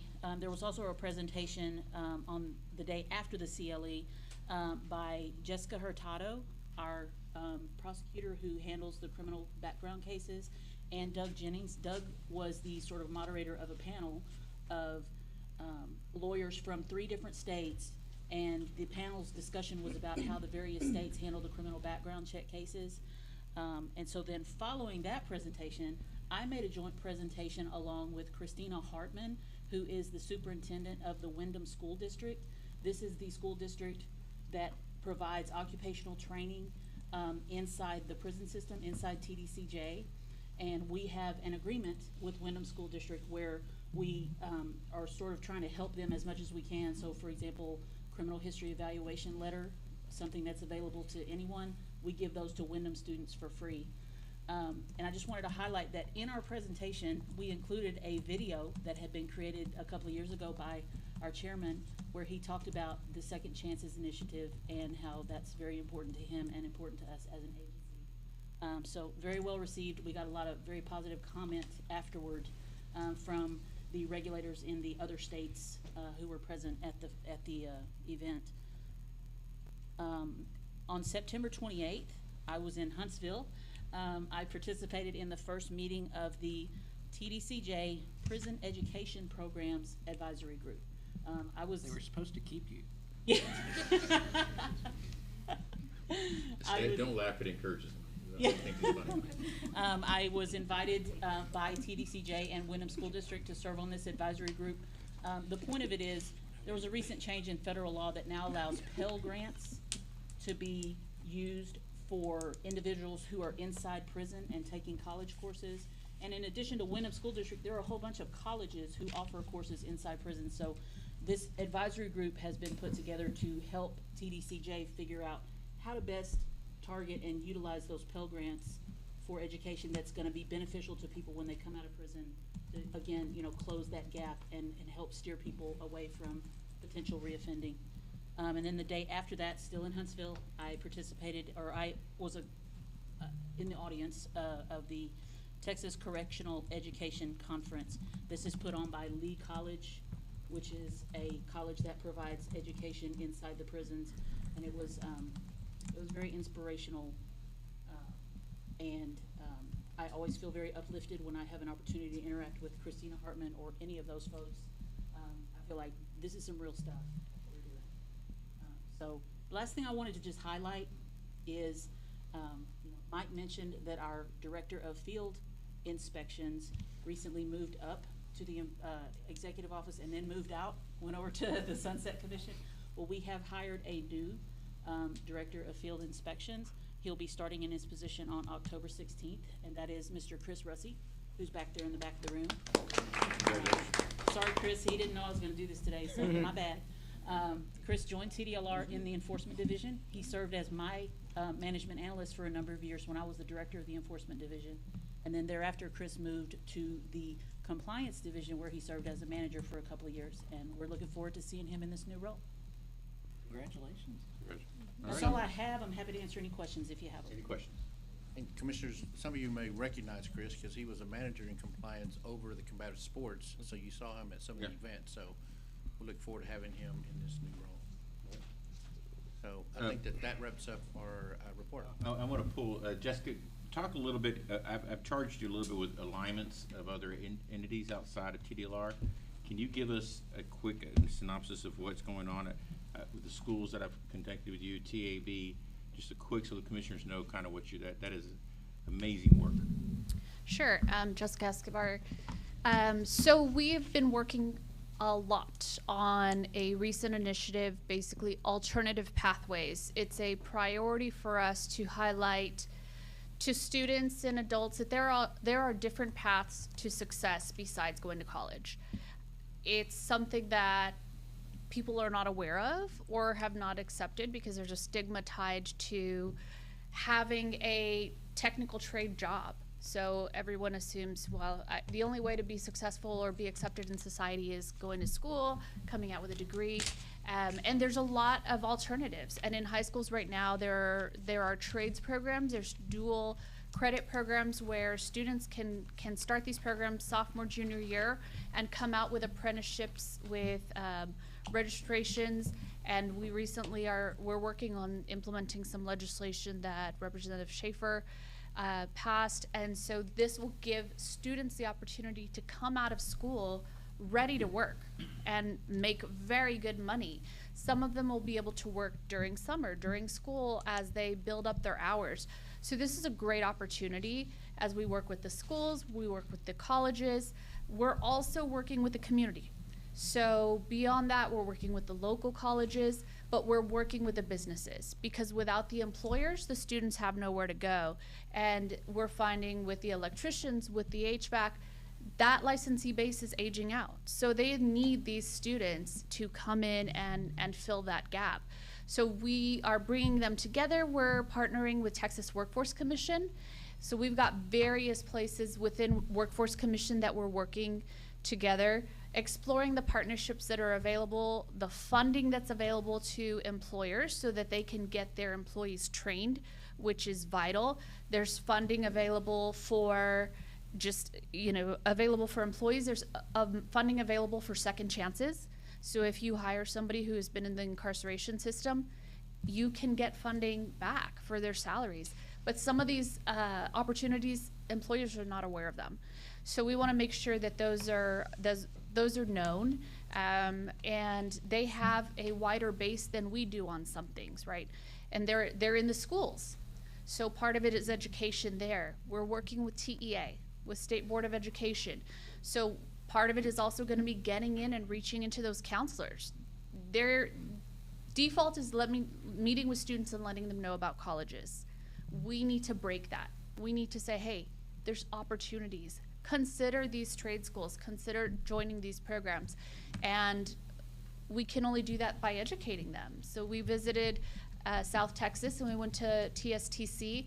They were hosting some counselors there over the summer to educate them on the opportunities that are available for their students. So the counselors know the students best, but if they don't know the opportunities that are out there for them, they can't share them either. We met with Texas Association of Businesses, and they are eager to partner with us, eager to bring their businesses into the loop. Excuse me. This is a win for everybody. It's a win for everybody. It keeps people, gets people employed. A lot of these programs where you have apprenticeships, and this is something the representative was very proud of, is you've got young people that have role models. So you're keeping them busy, you're keeping them employed, you're enabling them to support their families and themselves while looking to somebody who is a business owner, a leader in their community. So it's an exciting program, and those are just a few of the partners that we've developed so far, and we're expanding out every day. So it's a big project, but we have a long ways to go, but we're very excited about it. So I was at a board meeting on TAB, TPPF, although they just highlighted that strategy is such a game changer for the state. It is. In so many respects. So excellent job. Just wanted to make sure you guys are aware of that. That is as core issue as we can get for us as an agency. So thank you for that. You're welcome. So much. Thank you. Appreciate that. Okay, did I miss anything, Mike, Christina? Chairman, before we move on, one thing that I thought I'd want to remind you of is we probably need a motion to excuse Dr. Callis's absence from the latter half of this meeting. Is there a motion? Second. All in favor, say aye. Aye. Opposed? Thank you. Okay, we're gonna have a meeting, December 1st, but we may have an interim meeting. We'll put a notification out. I'm gonna take a little personal privilege. Staff, look at me for a second. Just give me 2 seconds. I know you're all stuck. Thank you. I know that, it's hard, but hard is good. Nothing worth having is never easy. I always learn that. It's gonna be hard. We're going through a lot of changes, which is exciting. And we have been given a lot, right? From everything. We have the whole licensing issue, regulation rules, we have the legislative issue, we have the enforcement issue. We also have, oh, by the way, we're gonna save the state of Texas. Did I tell you about that? We're gonna actually save the state of Texas, not those guys in the dome, us. And I'll put that on the record, maybe I'll be fired, I'm good with that. It'll be us. We don't need more politicians and lawyers, we need more people that work with us to do what Texas needs to get done. And I can tell you that I'm excited about that. We should get excited about that. And it is hard, but it's gonna be worth it, I promise you, okay? So hang on with us, changes are gonna come, but it's all gonna be good, and we'll plow through this in every respect. I cannot tell you how excited I am. Commissioners are with me, we can get this done, okay? All right, so I'll take a motion. Yeah, I'm not done, so. What other issue do you have? Is there a question, is there an item on the agenda that you want to address? Yes, Okay, item on the agenda, again, because you asked me a question about the powers and duties right there. When Commissioner Castellino asked me, it says the commission shall approve the department's operating budget. Right. Okay, that council will look into it. In the meeting minutes, there were some legislative items that were deferred right there, that we're going to take up in October. We haven't done that. They are not in the agenda, so soon we're going to be missing. Also, the department's policy objectives, we were told that it's going to be something going to be discussed as a preliminary at this meeting. That hasn't come. And I do have a personal, what is that? A personal employee issue right there. I want to bring it up in a closed session. Personal employee? An employee issue. What is that, council? What do you call that, 55.074? I'm sorry, I'm not understanding Is there the a question issue. here for the council? No, Okay. I want an executive session because I need to bring it up Okay, to. we'll have one. You know, is there anything else you have a question? No, that's not a question. It's just an executive session. I need to bring it to your attention. Is there anything else you have? That's all. Okay, is there a motion? So moved, second? How could you, hold All on, in- hold on. To We adjourn the got- meeting? Yeah, we got a motion, we got a second. Hold on. I thought he was done. I'm Oh. requesting an executive session meeting because I need to bring it up to your attention right Right now, now? General Counsel. Yes, sir. To go into executive session right Yes, now? sir. It's gonna be 5 minutes, real Well- quick. Then there's going to be some Doug, work. right do now. we need to go back into, is there something that we wanna, do we wanna? I can request anytime, sir.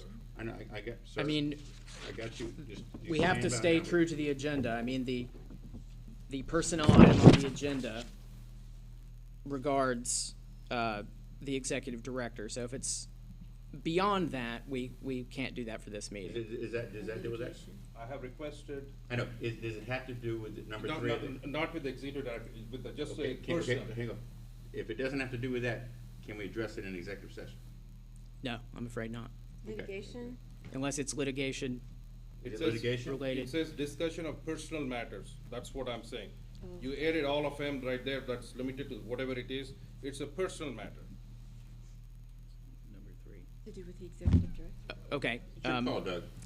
We can break for 5 minutes as long as we're clearly identifying we're going into executive session regarding the exception under section 551.074 Government Code regarding personnel matters. Okay, we will do that. We will go into executive session, consult with our attorney under section 551.071, section 1, 551.071, section 2, and 551.0, section 74, Government Code. The time is, Jessica wanted to say something, I think. I was just gonna give you an update on the DNA project. We don't have an update, is the summary, because the HR board wasn't able to meet. okay, just give me a second. I'm in the middle of something. Just give me a second. No worries. The time is 2:17. You said it's 5 minutes? So we'll be back here at 2:25, 2:30, and we'll take it from there, okay?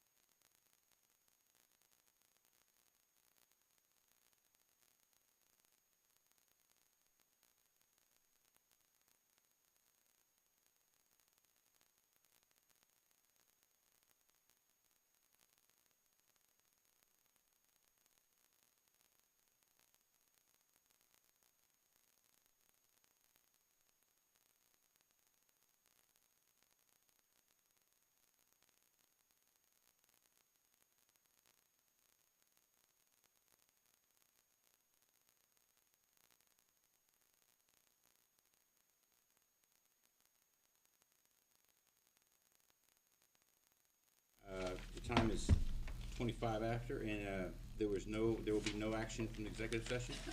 All right, commissioners, anything else? That's it. Is there a motion? I make a motion. To what, adjourn? That we adjourn. Second, thank you. All in favor, say aye. Aye. Opposed? Motion adjourned. All right, thanks, guys.